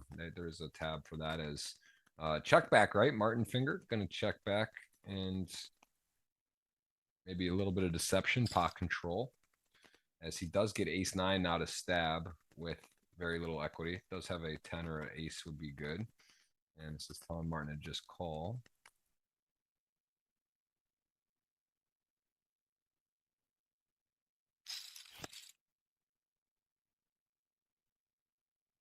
And Wow. it does have a spade, and this is telling him to go all in. Pretty sure if GTO Wizard says it's 100%, Dombrowski will not miss this one, especially with this. I mean, yeah, you have to have a spade for GTO Wizard to say all in here. I'm pretty sure, like 100% of the time. But wow, I guess I'm wrong. A lot of these guys are deviating. Yeah, easy check back from Martin. Nice spot for him to pick up. Now he's Yeah. in serious contention with the chip leaders. And the other two guys are far off. Yeah, there's some really interesting events. There's also a closer turbo on the 16th of December, and then the 25K GGMillions. So the live edition of this will be a 25K, not a 10, but that'll be fun. That'll be a 10 million guaranteed. So pretty sweet. Oh wow. On there. Last year they did a 10K. That's where me and you met, actually, if you remember. Right. We went. I had a big stack and then I bubbled. You bubbled the tournament? Yeah, I was like 15 off or something. I'm pretty sure you were at my table. You were to my left. Yep. No, I remember that. I just couldn't remember that you. Yeah, I think I ended up cashing. I got moved and busted right away, fairly deep, but that was a nice tournament. Nice. Yeah. I remember I did really good on day one, and then start of day two, day two was the same day as day one, but I won a big flip against Baruzzi, and then after that just went to crab. Was bluffing too much. I've realized since my face is too unbelievable for live poker, so no more bluffing. That's tricky, right? When your image, when you feel like, or how people perceive you, but you want to bluff, but you feel like you're getting called. That's a kind of a weird one to navigate. Yeah. You got to kind of like, I know I'm supposed to do this, but I think that I'm going to get called. And these guys are going to arrange called. Yep. Every single hand he shows up to the river with, he'll click call. So maybe we just don't do the 100% bluffs. Kind of like Dombrowski in that spot, maybe. He also maybe thought he had a bad image to bluff, and Martin Finger's range is kind of too strong. And maybe Martin Finger like folds King Jack to some guys, but like wouldn't fold to Dombrowski, something like that. So Dombrowski's. This is nice timing for Carma, man. He's gonna get a great spot. He gets to raise 3-bet committed by Ognyan, and aces to king queen, pretty big dog. See if we get a sweat. Not really. 97% of the time is over, and that'll do it. Drawing dead. And that'll Ognyan should put this emoji out there. Not sure if or whatever it is. We basically got 3 big stacks. I'm a big fan of the emojis. Yeah, it's fun, man. It's fun. The software is really right place, right time. That GG came in and just kind of took over. Wow. Now good spot for Dombrowski. That's sick. They were just both. They were both just like 5-bar shorty, and now he's on a little spin. If he can fade that little 4 on the river, the 4.5%. Close, no cigar. That'll be a double, and we are still 5-handed. Going to keep on keeping on.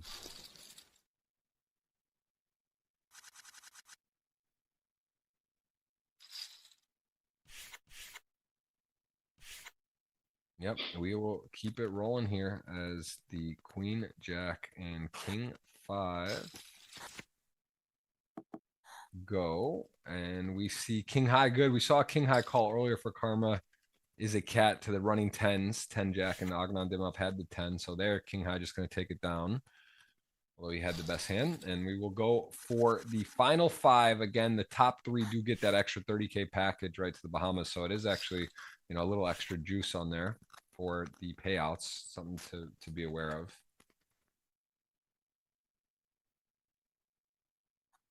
Would you finish 4th 2 weeks last? No, it was 2 weeks last week or 2 weeks ago. Last week, yeah, 2 weeks ago. We had only 8 people coming into the FT, and I finished 8th to the real OA character. Yep. So it was a bit unfortunate. Just made a standard. I think we played for like an hour and a half before I busted. It's the first to go, but yeah, just made a standard jam, which hurt a lot, honestly, because I maximally regged it and had kind of a bit too big of a piece of myself that, usually you get punished for that, but somehow it worked out. I made that final table, and yeah, I doubled up against Mateo, ace king to ace jack. I thought it was gonna go better, and then Calvin Kerber had 7 blinds and I had like 17, so it kind of hurt, but I just had a jam that you just have to take versus the chip leader. Like he opens the button, I have queen jack suited in the small.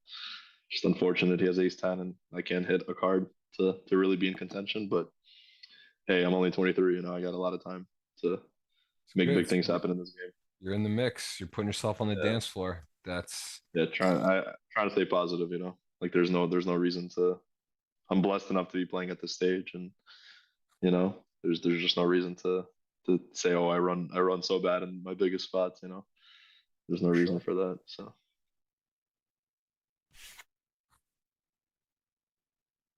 nice little bluff by Allison.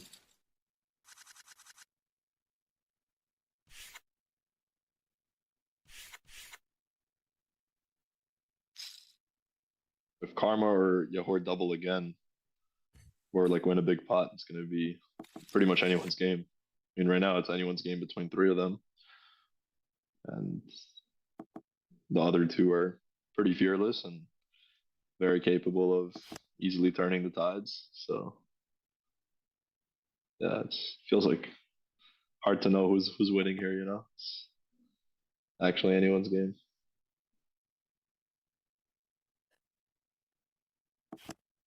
Like all three of them have to play careful versus each other because they want the other two to bust.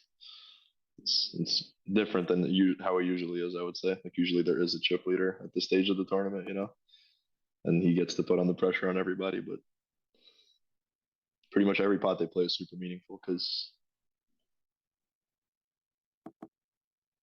like right now, if Martin Finger bluffed the spot and got it through, then he would have like at least a few big blind chip lead, and it's something. He still has to be careful against Allison and Ognyan, but puts him in better situation to apply pressure.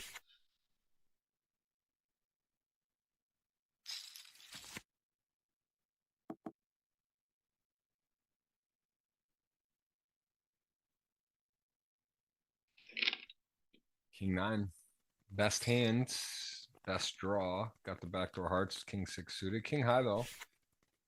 Gonna get away. Can't make a life. Hero calling does.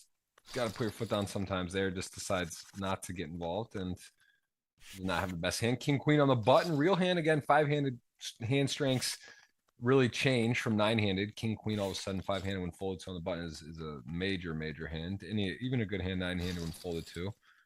Picks it up. 5.1 million for Martin. No adversity there. We haven't seen a ton of major coolers, right? We haven't really seen like kings to queens or even ace king to queens today. It hasn't been a ton of pre-flop. I mean, the biggest cooler was a post-flop cooler where Ottomar lost Allison. I would say that spot. Yeah. And then I mean, jacks to Martin Finger, jacks to ace queen. I mean, ace queen to jacks. Carma lost that hand with ace queen to Martin. That was huge for Martin. Yep. Quite the opposite for Carma. Carma just min raises here and folds to Martin's jam, right? I would assume.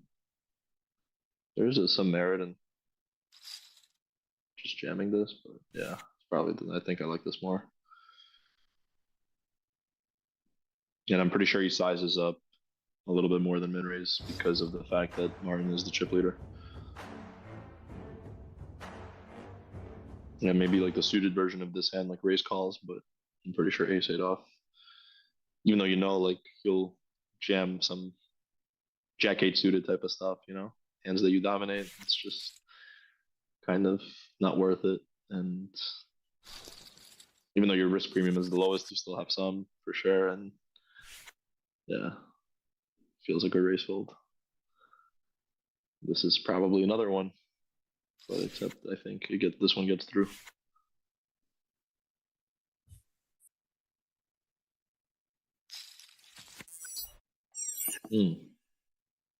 Allison does not like folding his big blind. Nope, not giving it up. The Jack 4, the Robbie, she's been a guest on the show. Very famous, infamous poker. As we see the diamond come home. King 10 has a gut shot. Jack 4 with a top pair and now a Jack high flush draw. So this is saying to split. You can either bet or check, and this is saying to call 70% of the time. This is wrong for sure. Like I don't know. I don't see how this could possibly be a call. And the 69 just feels like a joke too.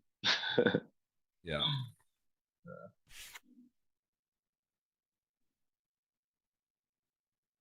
Yeah, there's no way. Like without a diamond, how can you call her? You can even bet that small.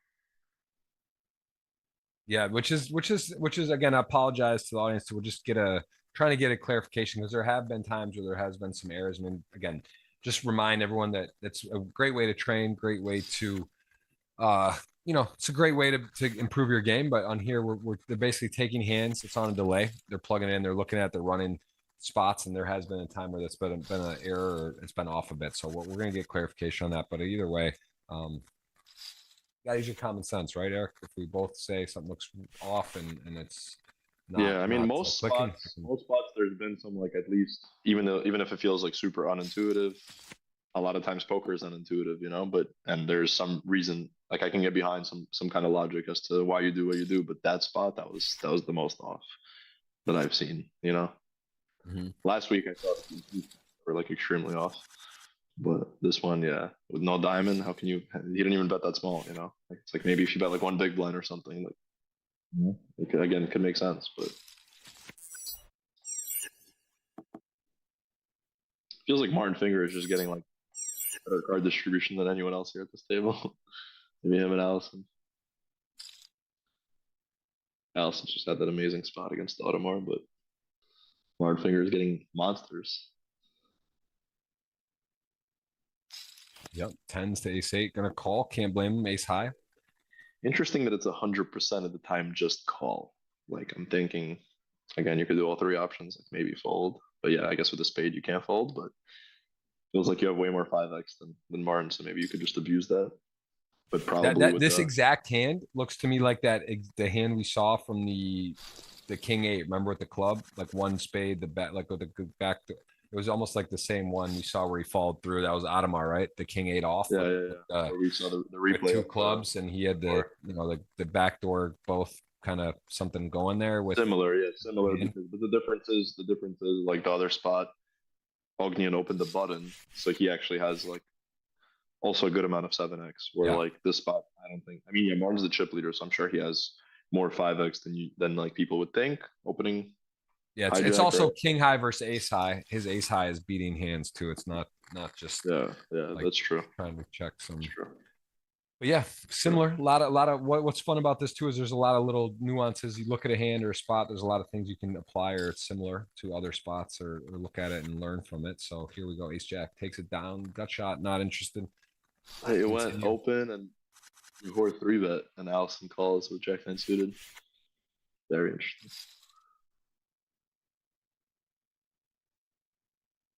And then just check folds the small bet with the gut shot. It's interesting, for sure.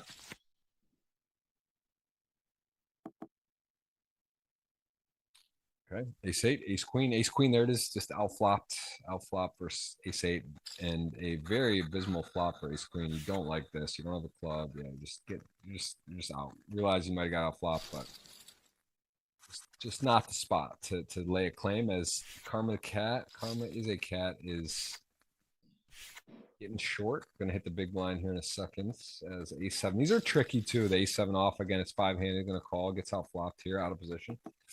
But these are why it's hard. If that's jack 3-3, are you hanging on? Are you calling down? Oh, just gets out of the way, misses and folds correctly. I mean, jack 3-3, same thing, right? Against Ognyan's queen jack, but yeah, I agree with you. It's definitely tough to even defend pre-flop because of how much risk premium you have on you, Carma being so much shorter. But as we see, Yahor is a battler, so we don't expect them to fold these hands anymore. Oh, hi. That's the Carma one. just finds a way all the time. I wonder if he checks jams this or just leads. Or it feels like a lead board, but like, yeah.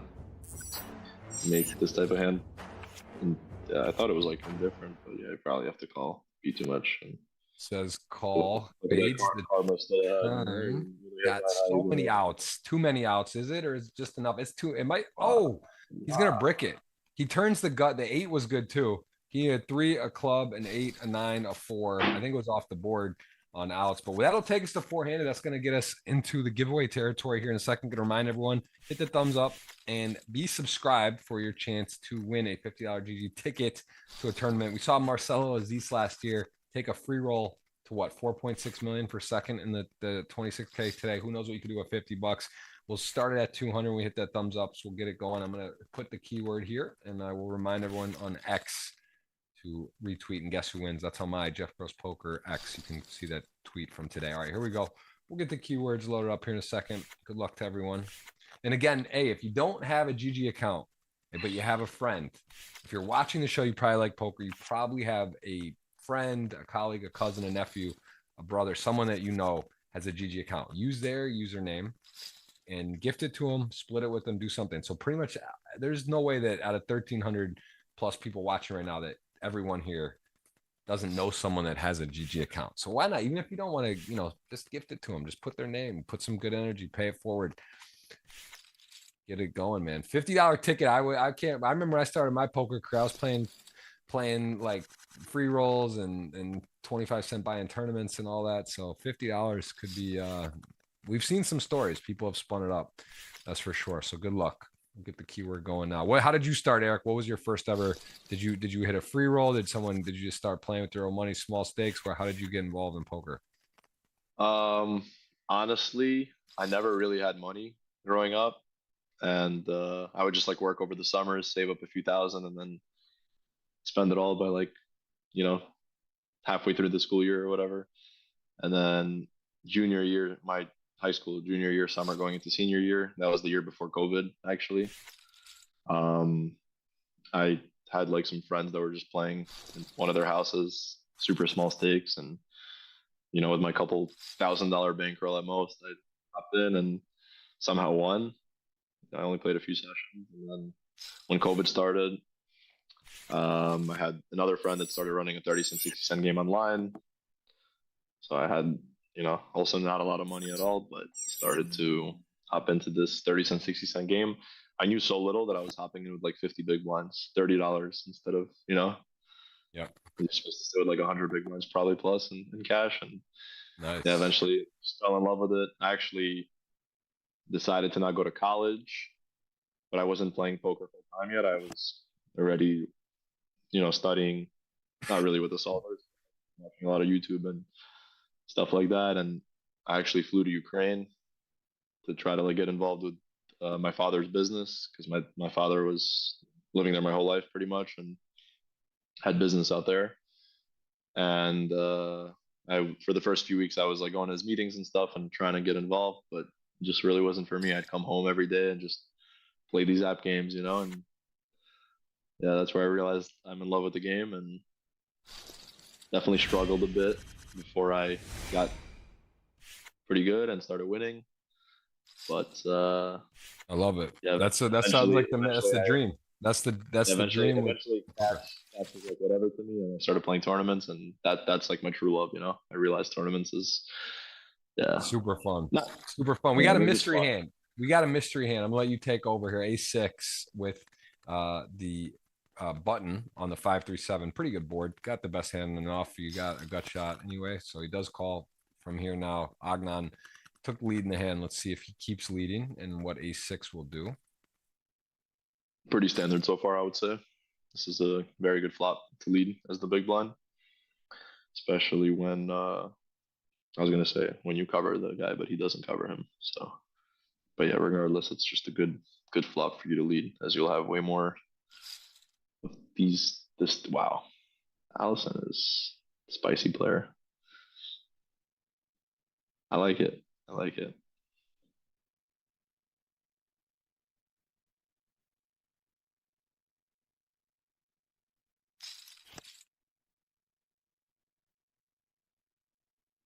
He does the things that feel uncomfortable, feel intuitive. You just feel like it's more comfortable for him to do these things. He's just gets after it for sure.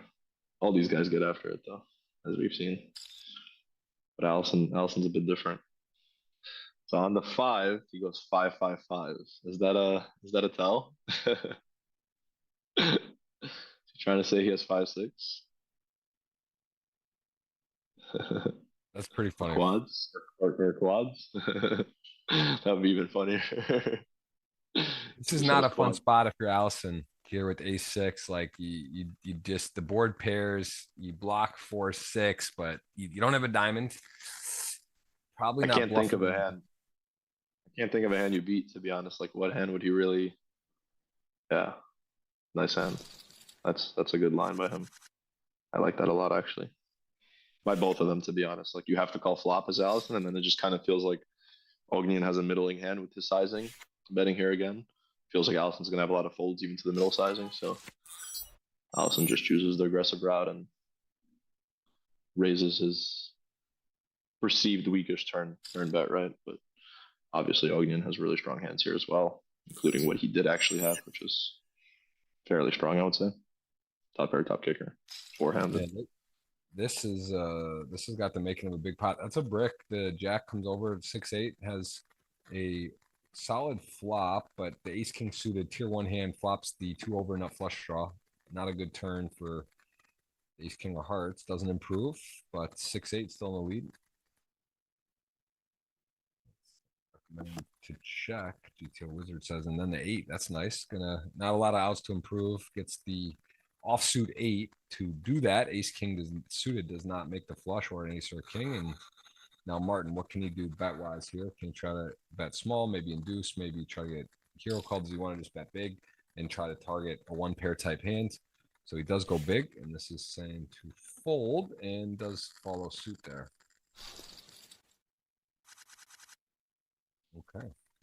It would be funny if you bet 680 with a 6-8 instead of 650. Yeah, there's been some four,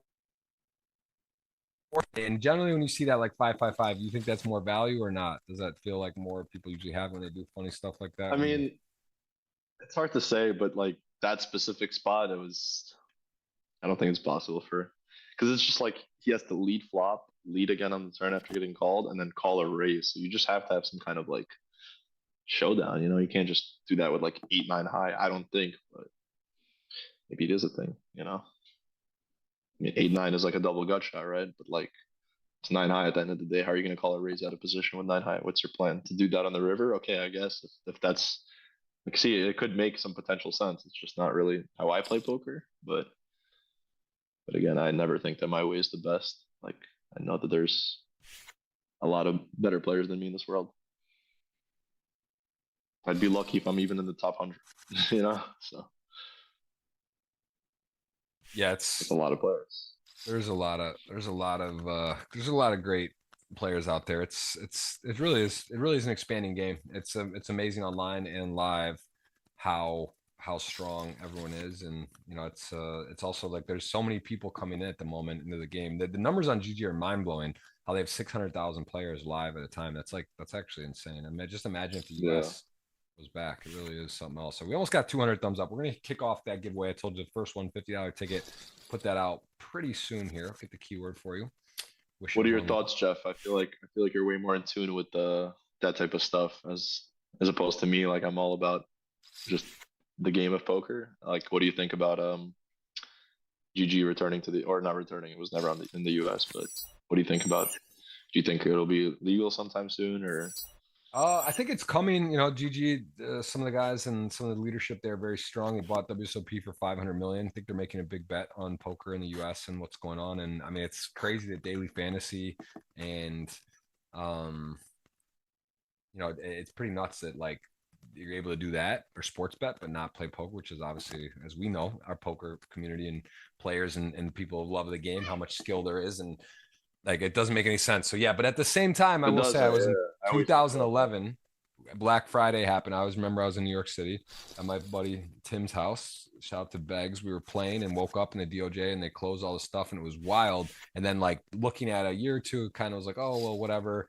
Never in a million years thought 2025 going 2026 that like 15 years later we'd have like, it would not be, I would have lost a lot of money. I would have bet that for sure within a decade or 5 years, even that they would have been sorted out, especially before with then saying that also daily fantasy and sports betting would be like how it is, right? That's even crazier. That's not just like piggyback with that. So I don't know. Who knows? For sure. But yeah, it doesn't make sense to me that like exactly what you said. Plus, like you could plan Club GG legally from America, amongst other apps or sites. Maybe they're unregulated or whatever that's called, but it just feels especially WSP took over. I mean, GG took over WSP, right? So that's in Vegas at the end of the day, right? So feels like it should be back already at this point. Yep. 2-10 highs battling 10-4, going to get the slightly better 10 high to fold. Martin looked curious, but that's, there's a time and a place. Hero calling is okay. I mean, I guess blind on blind is a spot you can do it more often than not. Widest ranges. Hands are the most unpredictable, but it's not quite a great bluff catching spot. And he does fold. And here we go. King 3 off, maybe a 3-bet. This is one of those ones. What do you think? Is he hitting him with 900 here? 7-7. AP, maybe a little gun shy now. He was blasting. He was two-stepping out there, and now he's slowed down. Dimoff separating a little bit right there. Martin Finger even with him. Dombrowski's done a good job to secure a top 4 payout. Lower left of your screen, 163 guaranteed. Another 45K jump here, and we'll be playing for a big heads-up match. No deal making. Play to a winner. Time, shot clock, chess clock. Everyone playing pretty quick. That's also this GG streams. For the final table, there's some variance in that. How much are people using their chess clock? How deep does it go? Sometimes multiple players hit 0 or close to it. Sometimes everyone doesn't use a lot. So today it's been pretty fast. We've lost players quickly, and everyone's playing relatively quickly as well. It's been everybody's playing turbo poker. It feels like. Yeah. There's been a lot of interesting spots, but somehow they're coming to their decisions relatively quickly. Like I've seen a lot of spots where I thought, oh, this option, that option's on the table. You could do all 3, but they're like, no, we're taking the aggressive line. It just feels like consistently, For sure. The Natalie line. Well, there is a bet and a takedown for 7-8. We got the first giveaway. There it is. Keyword giveaway 1 of 3, $50 ticket. Put your GG Poker username as well as GGWSOP Space Yanovsky. Shout out to Eric coming on. For the guest today, first time 23 years old, young. And he didn't make his third. We had a backup guest. I was already ready for it because you 2 weeks in a row made the final table this week. You didn't do it, but again, impressive stuff. And how many a year? If you were to anticipate 26, how many GGMillions do you play? Say there's like 40, 45 or 40 or something in a year. Let's just say, what percent do you think you play of those next year? Well, I mean, I just consider so I'm not exactly rolled to play it, without selling action. So, I'm trying to do things smarter nowadays. And because before I was younger and didn't go through the pain in poker that you need to go through, and I'm really glad I honestly went through it, especially at my age, because it teaches you how to be better for the future. For sure. So I think from now on, I'll be playing close to every Sunday. I don't think I've missed a Sunday, to be honest. Maybe one in the past 3 years. So, but now I'm just going to be registering to it pretty much a week in advance, putting up action in the client. I have some action available right now if anyone's interested. And yeah, I think I'll be as long as I feel like I'm winning in the field. I don't think my ROI is insanely massive or anything, but I think it's at least 5%, something like that. And as long as I feel like I have some kind of ROI, even 1%, it's enough for me to be in it, because I feel like although I might be making more in other tournaments, I'm learning much more playing this tournament because it's pretty much all the best players in the world. And I feel like if I didn't have that mentality to if I was all about the money, I wouldn't be the player I am today, because that means I would play way lower stakes and just print in the lower stake stuff.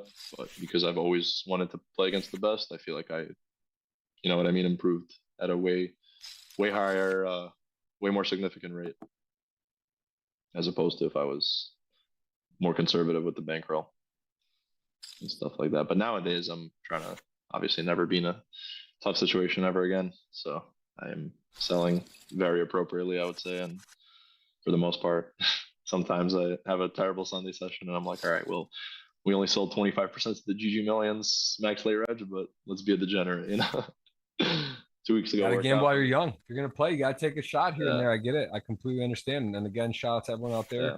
Good luck with the ticket. We're going to pick the first winner here in a few moments. We are four-handed, and we will see a winner today. We will either see Ognyan Dimov claim his 5th title, AP, the Brazilian, get his first, Martin Finger could get his second, or Dombrowski could come from the back of the pack. He's chipping up. He's kind of creeping in on this four-way affair. So it is definitely not over yet. Yeah, he's a very tough player. They all are. Dombrowski never gives up though. So King, queen, a little bit of a free roll.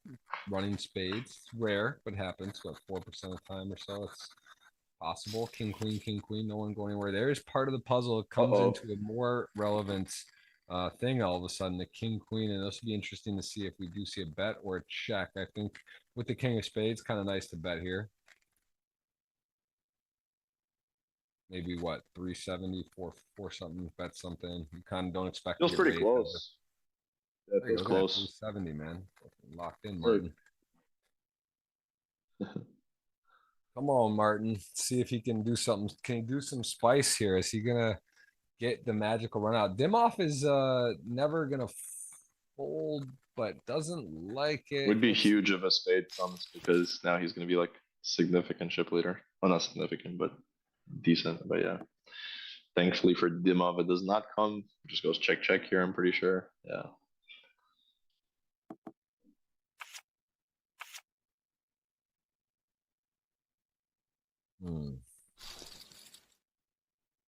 Yep. My headphones might die soon.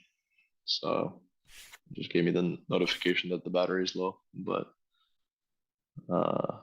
hopefully it doesn't before the stream is over. If it does, it's okay, I hope. We'll make it work. Yeah, it's what an absolute electric start to the final table. It's gone fairly quickly. Again, a lot of play left. We've seen sometimes it get down to 3-4 handed quickly and take a long time. Sometimes it's the opposite. Sometimes, you know, it's like a box of chocolates. I like to say that. Very Forrest Gump, but poker final tables are like that. You just really don't know who's coming to play, who's, you know, sometimes it's cooler, sometimes it's so. There was one final table we like didn't go post flop. There was almost like no post flop play. Today there's been very little all-ins pre. There hasn't been a ton of coolers action. It seemed like a lot of post flop today. Has been the case. I swear Dombrowski's the type to call this. Like this, yeah, okay. Folds, but sick. I expected Ognyan to like start betting turn with his hand, but guess instead he goes for the double delay, I guess it's called. I mean, it's not a delay because it's not like you raise pre, but over bets river. 3 makes a straight. Very interesting. Deuce 7 suited, deuce 8 suited, blind on blind. Martin does take the aggressive maneuver. Nice hand. That's a good spot when you have one of the worst hands that's suited low, picks it up, takes it down pre, has position. 5's going to go ahead and open up an AP. All of a sudden, 3.8 million. Does he want to defend here? Jack 8 closing the action. I mean, he's got 30 some bigs, 33, 4 bigs. What is that? Jack 8 off. These are interesting. He's going to go ahead. Doesn't 3-bet the king 3 off, but he 3-bets the Jack 8 off. And does Dimmoff go ahead and put this in his pipe and smoke it in, or is he doesn't want to flat really? Does he? He does go ahead and just lay it down, put it in, send it in, Jerome. That is a all in, and not every player is going to make it, but it does seem like the best play, and he does put in a separation of what is going on there. As yeah, I like 3-betting the Jack 8 off there. I think because you're still covered Dombrowski by a good amount, and the mob's going to be opening wide, snap holding a lot of hands that dominate you, like even Queen 8 suited, you know? Queen 8 off, he's always open, always fold. So there's a lot of hands that dominate you, that you accomplish a lot basically by that 3-bet. But obviously, sometimes you'll be when you get called, it's like more comfortable to play Jack 8 off. It's uncomfortable anyways, but it's more comfortable than like King 3 off, for example. You know, you could at least flop a straight that's like unexpected or something like that. So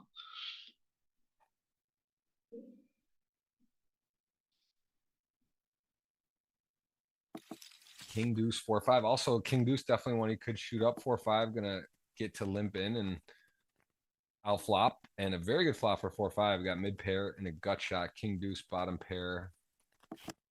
Small bet, check makes sense. 4-5 completes the steel wheel there. The wheel, I should say, not the steel, but it's got the straight with the 5 and King Deuce now. snap check. I love that. Love that. What does he do now? Does he block or does he make a sizable bet? Sizable it is.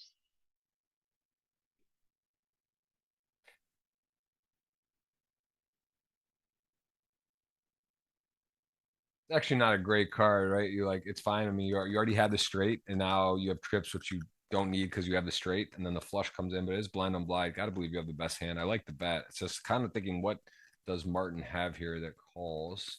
Don't think he plays an ace like this ever. You have the 4. Like I don't know. I guess what is he? What do you get called by?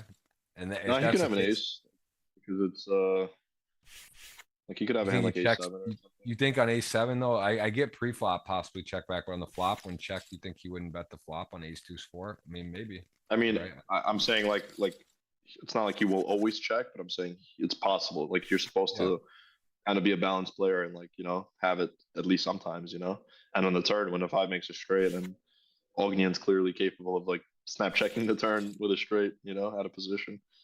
Like you have to probably check it back more likely than on the flop. But like if you do check the flop, you probably check the turn as well. So it's just possible. I mean, it's also possibly just calls with a deuce or with king high or some 4x. It's still possible for him to have. Obviously, like less likely because Dimo has a 4, but no, there are some hands. But I was just thinking, I think I like block better because then now it's more likely to get called by like king high, if you block. Specifically having the 4 in Dimo's hand.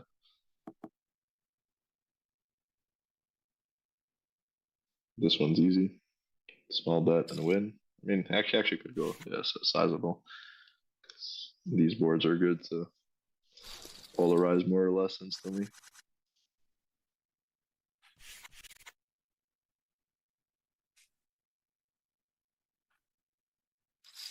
Okay, king 4 suited. Let's step into it here. This will probably just I be thought he was gonna win. takedown as a re-raise, and king 4 suited gonna not love the resistance. All right, let's get the first winner underway here. We're still 4-handed, but we're gonna clear this one up. We've got you guys. A lot of people hit the thumbs up. 220 so far. There it is. The winner is Birds. He wants to show. Oh, he's debating. He's covering. He's thinking about it. He sees the. Yeah, he thought about it. He's been pretty in line. Played well. He's stepped out a little bit. That would be a big step out. Yeah, he's been stepping out in good spots. That would be a little more than spicy. That's for sure. Ace Jack, Jack 10. Gut shot time versus top pair Jack kicker. Saying to bet and bet small follows there. The small bet larger actually said to recommend it for most of the time. And this is saying to call always. I guess you got the gutter, no backdoor flushes, but saying come in there for the gutter and does that. Pairs the 10. Both players now with a gut shot. Why it's really good to call this hand, especially to a small bet, is like on a king turn, you're gonna probably get blasted on so often, because it's way better for fingers range, obviously. So, but yeah, I'd be surprised if GTO was said to call if he made it any like bigger than that, if he goes like B40 or more. B40 feels kind of close, but probably anything more is like a snap fold. So.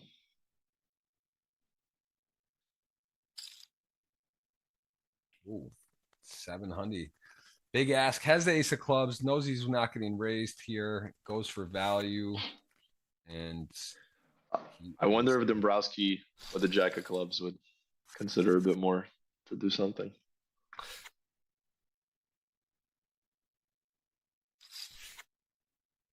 I want to see some more spice. Come on, guys. We need a little spice. It started out super spicy. We've had a little mild. They've been pretty nitty recently. Been mild. What about streaming, Eric? Have you done any content? Have you done any recording Twitch streaming? Does that interest you? Have you thought about it, done it? Honestly, no. I mean, I've thought about it. I've had like some friends that not even in poker, but a few in poker as well, just saying that I have like an interesting play style / personality. So like I should do it, but like I don't know. I just feel like I don't know. I just haven't seen. I don't like to look at life like this exactly, but in some certain way you have to. Like I don't feel much incentive for me. I feel like I'd be giving up a lot of like people would have reads on me or on my game or whatever. I'm not sure, to be honest. Like maybe if I can sign some kind of deal with GG, like I would do it, of course. But you know, I haven't figured out a Yeah, way it's different. People ask me all the time about poker now, if like they want to get into it or start. It's like I don't really know what to say because it's so different. Like it's not the same playbook of starting in 2003 or 4 when I did, or what about streaming? It's like, all right, well, I did it in 2015, for 5 years or so, just pretty intense. Like now it's like completely different. The landscape, what's going on. I don't even, I mean, it's just all, you can't really, it's hard to give like advice specifically on that, but I do think you're at the right time period of your life to do it if you're not married, not kids, and it interests you. But again, I don't really know. It's also different, right? It's more saturated. There's more people doing it. I don't know the upside. I don't know. It depends how much you want to put in effort time wise, and also what your goals are. As we see the blinds up to 71-40, 20 hands. Blinds will be up again. We're 4-handed. It's going fast. First winner underway. Once we get down to 3, I'll put the second $50 ticket, which is again going to be the keyword GGWSOP with the keyword, and then insert your GGPoker username. Must be subscribed, must follow. I'm sorry, must hit the thumbs up. Good luck. And the tweet is out. Let's see, about 30 of you have done that roughly. I'll put that link one more time. All I got to do is retweet plus guess who wins, and you do not need to be right. There's the link. Not going to type it out again. I'm getting last time. I'll put that up there for today. Good luck to everyone. And good luck to the remaining 4. We're going to have a new winner or a repeat. It's a 50-50 split, although the 2 repeat winners have the lion's share of the chips. How is our dinner looking? I have Allison, AP. You have Ognyan, and I have Martin, right? And you do not have Dombrowski, so my slight favorite, 2-1 plus a little more chips. Close, though. Pretty even, chip-wise. It's like... Shoot, I should have picked Allison because... Oh, you picked him first. Oh no, I got the first pick. I had Ottomar, right? And then you picked Allison after. Yeah, I should have picked Allison because I actually bet on him in the client. So now it's like weird. I want like both of them to win, and it's not really possible.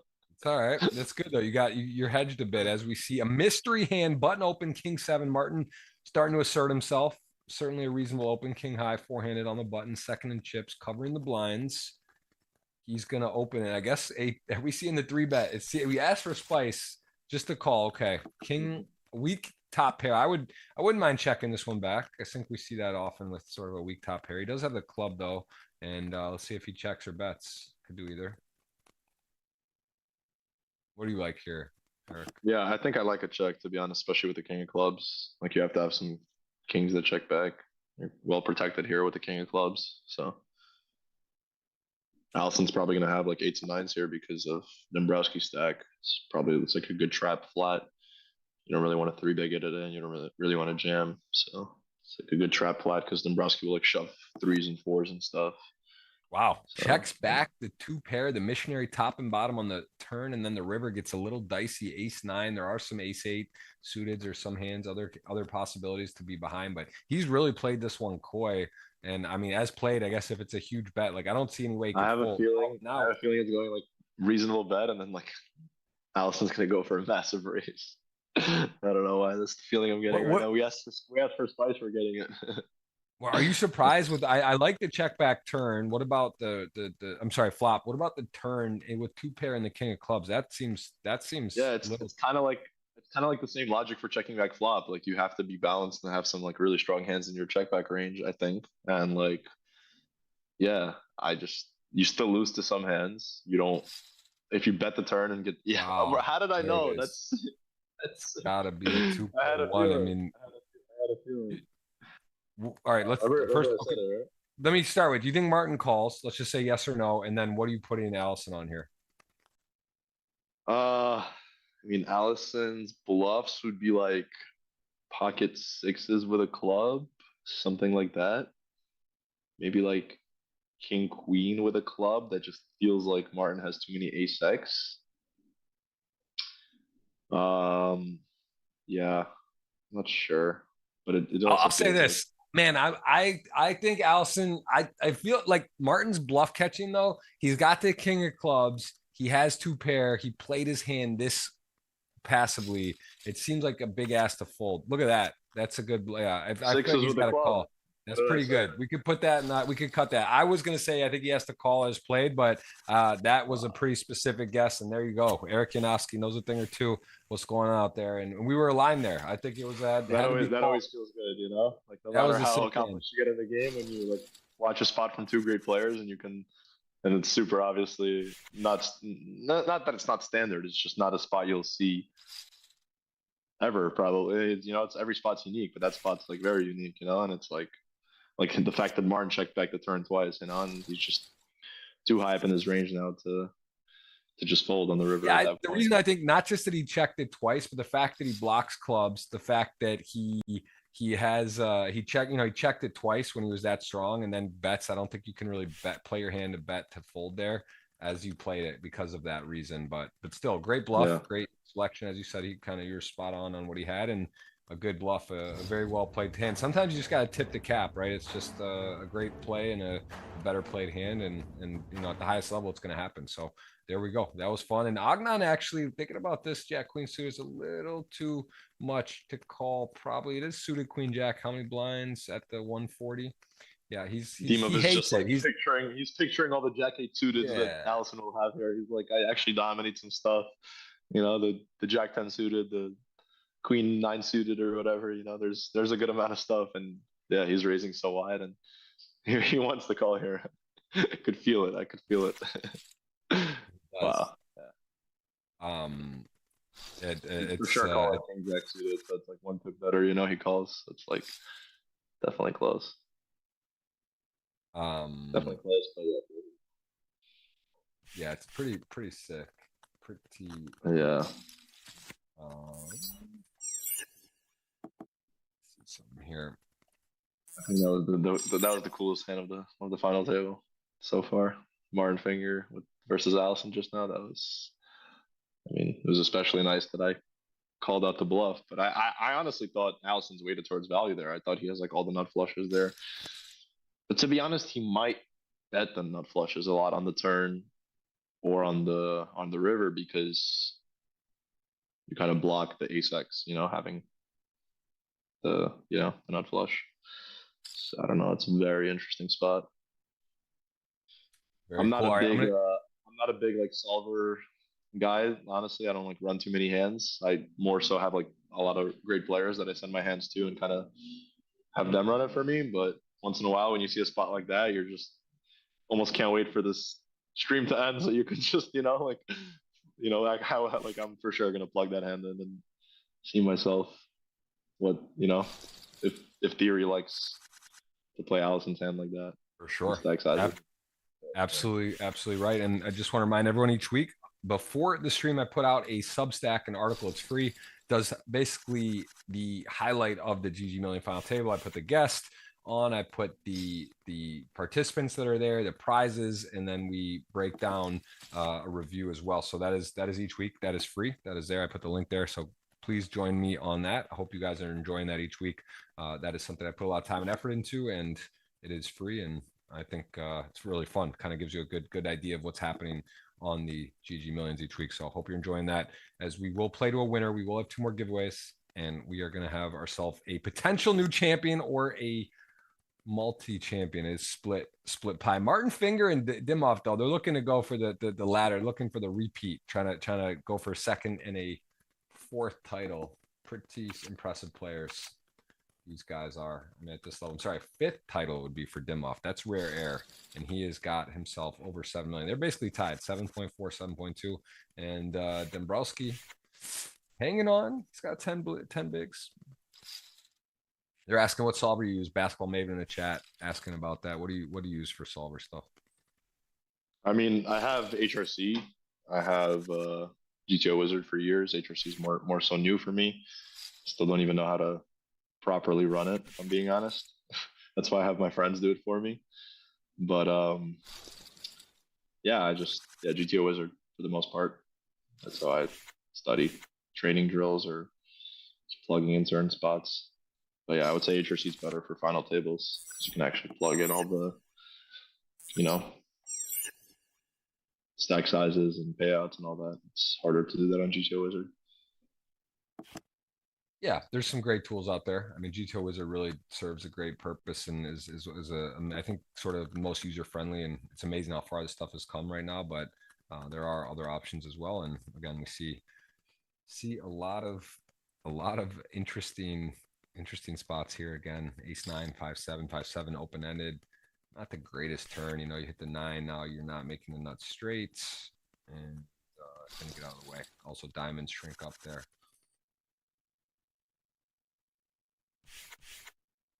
So king 10 suited.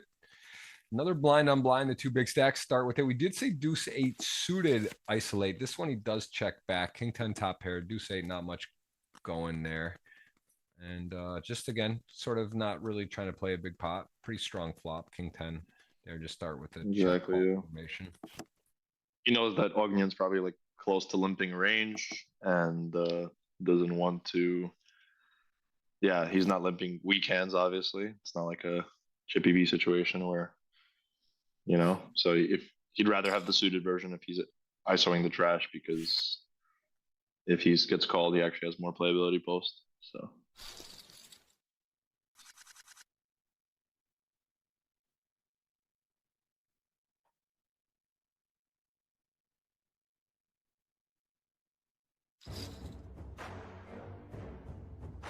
Jack 9, gonna take a stand, gonna go ahead and rip it in. He's gonna get called. We know that. Ace King. We're off to the races here. Ace King in the lead. Jack 9 suited. That's actually one of my favorite hands in poker, and that is a dry flop. 10 though would make the straight. Needs a Jack 9 or the 10, or we will go down to the podium. Big sweat. He's praying it's the ace just in case. Didn't need it. Ace high was good. That'll take us to 30K bonus coming, I believe, for the top GG, three. Ahor. GG, Very well played. Game. Played very good, I think. Very tough. Just in time. Peter Van Loon over on a business trip in Sweden. What's up, brother? Hope you're having fun, man. Yeah, we got an international audience. Let us know where in the world you're watching from. 235 of you out of 1,400 have hit the thumbs up. Appreciate that. Must be subscribed. Giveaway number 2 of 3 right now. Gonna queue it up for you out there for a $50 GG ticket. 250 GG ticket. Here we go. Keyword. Let's go with GGWSOP. Bahamas, and then insert your GGPoker username or friends. But you need a GG username. GGPoker username. There it is. We're gonna kick it up 3-handed. Here we go. Second giveaway, 2 of 3.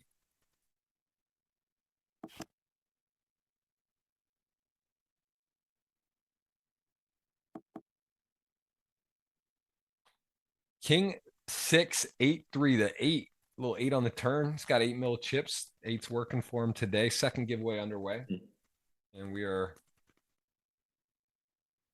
Jeff, do you know when the Brazil series starts? Or when are you going there? When does the Brazil series start? BSOP? Yeah, I think at the 14th, I believe. I'm going to probably be there like the 17th for like a week through Thanksgiving. I'm going to do some commentary. I'm doing some playing. I think there's a cash game, special cash game. I'm going to be doing a little playing, a little commentary, bunch of stuff out there.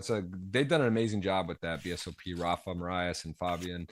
I'm sorry, Fabio and Ari and those guys. How do I get into the cash game? You know, I might know a guy that knows a guy. If you want, you tell me what you're looking for. Yeah, and yeah, we'll see. There's a bunch of stuff going out there. They got huge buy-ins: 100K US, 20K, 10Ks, great stuff. Yeah, 100K is a bit out of my level for now. I heard there's going to be a. There's 100K Real though. They got 20K. Yeah, I'll probably play up to the 25K.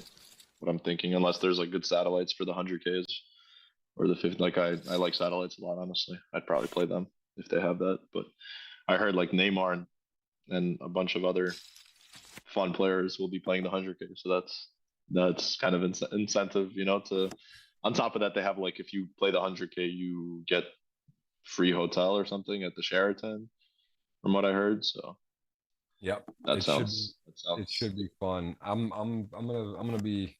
They have some 5-card PLO tournaments, some other stuff. They got a bunch of stuff there. It's like a full-on series. It's gonna be like 10,000 players there total, like throughout the 2 weeks. Pretty crazy. They're just nuts about poker. Brazil is insanely in a great way. Love the country, love the people, love the energy over there. Looking forward to it as we see Ace Deuce and the Queen 3 going to be an important pot, keeping AP in the mix. He knows that he's got the Gregos all in. Rocking it. It's an important one. He's short, but still on the podium, gets that 30K seat locked up, the package for the Bahamas. That's pretty cool as a bonus top 3 there. All going to take that in as we see a 3-handed affair underway. And wait, so if you predict the top 3, does it need to be in order for you to get the prize? And what's the prize again? I didn't fully catch it. You get a I 150 think it's GG a max. $150 ticket they change it because they were saying you got to get the top three perfectly, and then it was like if you get any of the top three not in the right order, I think it's a 150 package because it's so hard. Obviously, the math, like it's 9 times 8 times 7. It's like a And what if you get it? What if you get it perfectly? Then what do you get? They were giving away a $10,000 GGMillion, I believe, ticket. So I'm not sure if that still stands. Oh, wow. It's on there. I think they did change it because it was so hard. So I don't know. I think they're giving away 150 tickets to whoever gets the top three. But yeah, that's my understanding. Cool. I don't know if they do. If you get it exactly right, they might still give that 10K. So what about like for you? You don't play GG. So what do you? Well, I would. I mean, I have an account. I can play when I'm in Brazil or in the Bahamas or places whenever, you know what I mean? So I would use it. I'd be happy to get a 10K ticket. I just saw the other Jeff on there literally yesterday. Jeff Platt. Oh yeah. Like it was like 8K in earnings. I'm like, yo, Jeff, what's up, my man? You actually somebody wrote to him in the chat. They're like, are you playing from the States or what? And then he posted on his Instagram. He's like, no, I'm in Cabo. That's awesome. That's funny. Yeah, Jeff's great. They're gonna have it's gonna be fun down there. I can't wait. I was thinking I wasn't gonna go the whole time. I might have to go the whole time. I was saying for the 250K because Negreanu, when he was on here a few weeks ago for the 2 mil, the special like World Series one, we were joking. He's like, you're definitely a VIP, you know, because I'm that, you know, anyone of you guys like to play now at this level, the Wizards, like I would, if for the businessman side, I think that would be fun. Play day one if I'm able to qualify as that because I'm not as much playing live, you know, poker anymore, but it's still a tough tournament. There's a lot of really good businessmen in there, and I would sell the same thing. I'd have to sell a bunch of action, but it'd be fun to battle in that one. Wait, so you're talking about the 100K? Like you'll be playing that? 250. Oh, the 250. Wait, I'm looking at it. I'm seeing if I would be accepted as a businessman. I have to send an application that I'm a businessman now, which, you know, possibly could qualify there. I don't know. We'll see. Yeah, it's because day one is all businessmen side, and then day two they combine. So that's you're pretty retired in poker, I would say. Like you don't. Not, you know, listen, Fedor and these guys, you know, Mateos and them, I'm sure they wouldn't mind me in the field. That's like, I think if there was a vote, it would be close. They'd be welcome. Fedor is also like semi-retired. He only plays like. That's where it gets questionable. Are you a businessman or not? And like some great players, but people argue. He's obviously a great poker player. 9-5. I'm sure you're. I don't know much about your game, but I'm sure you also know a thing or two. And I'm sure watching these Super Millions. These help. I'll tell you this. Yeah. I'm ready for it. I'm ready to get in there and have a big result and be thanking the GGMillions for the multiple years of these streams. I'll tell you this. If I make the final table, I feel very confident. In terms of to get there, not easy and it's tough out there, but the final table, I've seen a lot of these streams and there's some moves and tricks that we're the notepad is flush, feeling flush on the notepad and some things. So we'll see how it goes. But again, we're shaping up for a repeat winner here today. We're down to 3 and AP is getting very short at the moment. You can see the pay jumps there. Guaranteed though. Wow, he goes for mid raise. That's sick. Get out of the way here. Yeah, I couldn't really figure out too much about your game when we played live because you like max lay regged and you were just hovering around like the 10 to 15 maybe 20 BB stack for a while, but you played that stack really well for sure. Like you know, we're locked in doing the right things for sure, so you definitely know a thing or two without a doubt. I hope we play more in the future and I can see you play like a bit deeper, you know, we actually go post flop or something. It would be fun. Scary game. I'll tell you what, post flop is here, the 10-8 high versus jack high. We see 10-8 definitely not going anywhere. The 5 now, 8-9 would be a straight. He's got an 8. He's got 10 high. Definitely properties to start bluffing or betting. He did go check on flop, goes for a big bet on the turn, and this puts a lot of pressure on a hand like the 5 specifically. A 7 obviously, you know, wouldn't be folding here. 5x also, it's kind of hard to fold. Very wet board. Does call, and now brick. And if you're jack 5, you call turn. I think you're going to be interested on the river here. I'd be curious on the size that Ognyan goes if he does continue. He does go half pot, and Martin, maybe indifferent, does fold pretty quickly. Okay, sick. Yeah, wow. I think that was mainly to target flush draws that are better than 10 highs.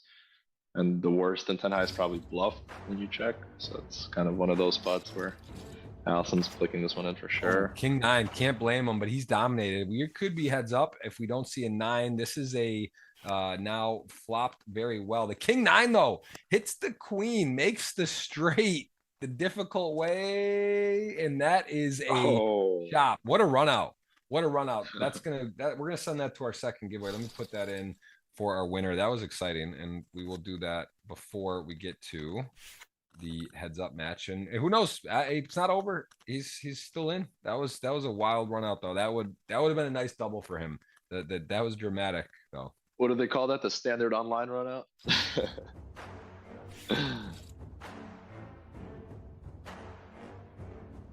All right. Well, our second winner is going to be at Alex F. Congrats, my friend. You are the winner. $50 ticket coming your way. Username is Algorithm, I believe, on GG. We'll see if we can see your name making a run somewhere up the ladder.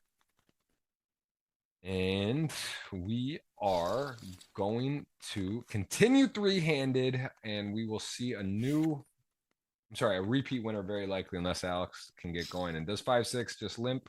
Yeah, doesn't want to jam that hand. Maybe traps the best hands, limps sort of some of the worst, and it's going to get jammed on there. So I don't think he wants to fold. Martin will just get out of the way. Allison chipping up. Just went from like 7 blinds to something. Gonna jam this one. Ognyan might give him a spin, but it's very close. Like Jack 10 suited, I'm sure he's giving him a spin here, but wow, okay. I think I like it. You kind of want to keep Allison battling here instead of doubling him up would really hurt you because you get way closer to him. Now Martin gets to apply a lot of pressure on both of them if he doubled him. So wow, goes for okay. That's 14 BBs, right?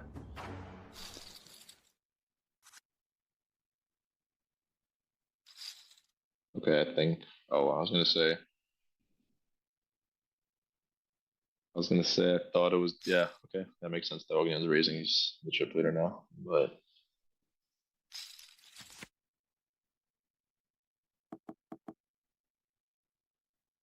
Seems like every time Ognyan raises the hand that's, okay, he got turned. He like flops the best, like the worst hand.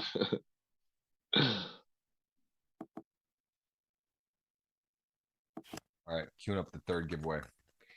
This is going to be our last one of the day. Once we get the heads up, we'll get that going. We have 2 of 3 so far, 1 left, and the tweet still pending. So King 10, Queen Deuce, 8, and King 10's got himself winner, finding a way to get back in it. Queen Deuce, not gonna call, and takes it down.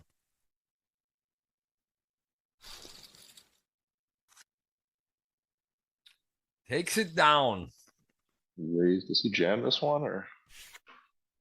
Oh, he was in a momentum. He was in a complete, just absolute spin. It probably felt too good to be true for him, to jam that one and get it through again. He's like, oh yeah, this time he's gonna have it. Blinds going up next 10. Still has 15 blinds. Just one double up and he's, in a great situation. Yeah, no, he's right there. It's not over. This might be it. It's going to be definitely called. Oh, wow. Yeah. He's going to find himself. This is to be in a healthy second. Ace-5 suited to 3s. Could it be? He needs help. Doesn't get it. How about a spade? Nobody does pick up a 7. He's an Ace-5, 7. Not going to be. We're going to go heads up. That is going to be heads up poker. Great game from Allison. Started second. Is going to finish third. Secures a nice bag plus the 30K package from the GGWSOP 26K, 60 mil. 26K package plus the hotel, I believe. So that is nice result. All these players here benefiting. We're going to see Martin Finger go for his second, Ognyan go for his 5th, and we are underway. Money is spread on the table, and here we go. Ace-8 suited 6-8. Wow. And third giveaway is there underway. GG ticket is $50. I'd love to see Martin check this back, but maybe it's better to check back like Ace King of diamonds or Ace Queen of diamonds, Ace Jack of diamonds. If more. Wow. Yeah, it would be cool if he. Yeah, this could get okay. He's gonna get out of the way there. There's the third giveaway right there. You see, I told you it is true. GGWSOP space paradise space insert GGPoker username. Good luck in the tweet. The link is out, and that's it. I'll do our giveaways from the end of the day. That's a $50 cash. And let's see who wins. Who do you got? What do we need here for a dinner? Martin? Is it me? Did I just scoop it? Martin and Ognyan? Is this a full dinner, double dessert, full deal? So, right? Yeah, that's it. Oh no. Oh shit! Sorry, I got carried away. We might be flip. Hold on. Hold that dinner reservation. We got 9s to ace queen suited. This could be for all of it. Martin with the chip lead could close it out. 2 9s. What a flip. Queen on the flop. He's ahead. 10. Can he do it? Or is this going to be a magical 9? Oh my goodness. Not the case. I could taste it. I was talking about the dinner and then like that. Now it's 5 mil to 13 mil and we are flipped. That was almost I have away. Right? Yeah. I picked those. Crazy. Pretty sure. Yeah. Crazy. Let's get those thumbs up. Must be subscribed. Must hit the thumbs up. See if we can get to 300. Last winner. Got to announce it. And we'll see here in a second. We got our third winner. Once we hit 300, I'll put it out there. But we are battling heads up. He's gonna jam this or just call? Because just now, Ognyan jammed the exact same spot. Okay, that's cool.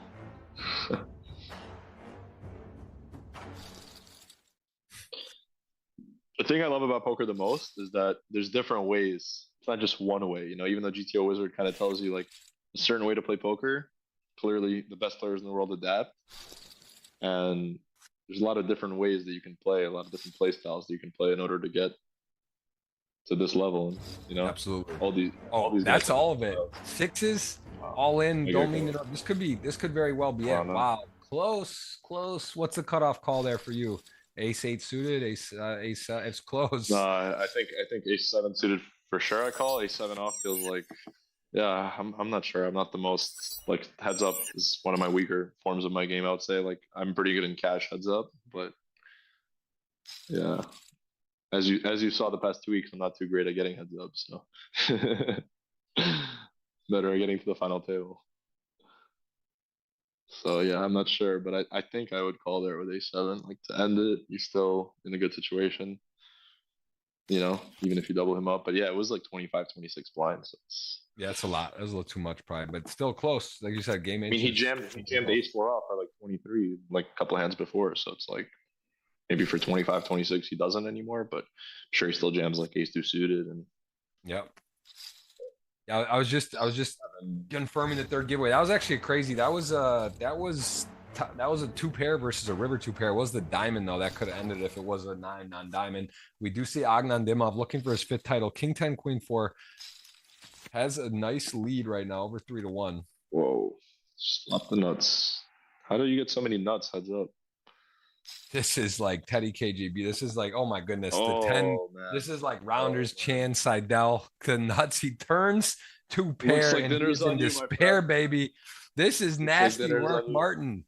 We might be getting your dinner queued up over there in the Bahamas. Looking good for you right now. Ognyan Dimov flipped the script. Does he want to raise? Does he want to call? Has the nuts. There is some cards that could kill action. Also hands he unblocks pairs, so he does raise, and this is going to go in, and this is problematic. Needs a queen or 4 in the river. There's a 9% chance or so of heads up continuing to play after this hand. Wow. Yeah. Wow. That's it, right? I mean, what are you going to do? You got 2 pairs. Heads up, hard to make a pair. Esfandiari will tell you that in No Limit Hold'em. This is a problem, and this is going to be raise or all in, and not a snap call, but I don't see a way out. I don't see a way out. It feels kind of terrible. Yeah, like. Just doesn't feel like he has worse value here, but like how can you fold this? If he folds this, it's my hat. I'm gonna take off my imaginary hat, you know. Not folding. You can't blame him. 2 pair. There are bluffs. Some slightly better value hand. There it is. Ognyan Dimov, 5-time winner. Who's gonna tell me poker is not a skill game? This man can do it. He's rocking the Django DiCaprio emoji, and cheers to you, sir. 5 titles, a first wire to wire, I believe. Just took it down, was just locked in the entire time, played lights out. Tell me how he did it, Eric. You battle with him weekly. He just is a threat every time he's at the table, especially as the chip leader. What does he do so well? How did he close it out today? Yeah, as I said, and I'm sure everyone that was tuned in can see, he is absolutely fearless. He goes for it. He plays for the win, I feel like, more than most, you know. Obviously he's well aware about ICM, but I just feel like he's been doing this for so long and playing at high level, high stakes for many years. Not sure exactly how many years, but yeah, it just feels very, very comfortable, confident, and lights out player for sure. So not surprised at all. He's gonna look to solidify his name on the all-time ranking list. That was special. That was a wall-to-wall, wire-to-wire performance. AP comes in third, started second. Ottomar went out a little bit earlier. And then, of course, Martin Finger, very strong performance, came in sixth, took second, 9.7 to 1. Little sweat for you at home. Those who hit on the in-game betting there, congrats to you, DK. Also another marquee name, Ottomar Lava. Some of the biggest names in the game. Rodrigo Salawan was also there, who had just had a huge score, very dangerous player. And we have seen ourselves another legendary final table, some of the best in the game, biggest, brightest stars every week. And of course, Eric Yanovsky, back-to-back final tables in this prior 2 weeks, joined us today. We wish you luck on the future. I will see you in the Bahamas, possibly Brazil. And we will see everyone here, same time, same place. Fedor Holz joins us next week to break down another edition of the GG Million. So everyone, enjoy your week. We'll see you here Tuesday on the following week. Thank you so much. Thanks, Eric. That was good. Take care, man.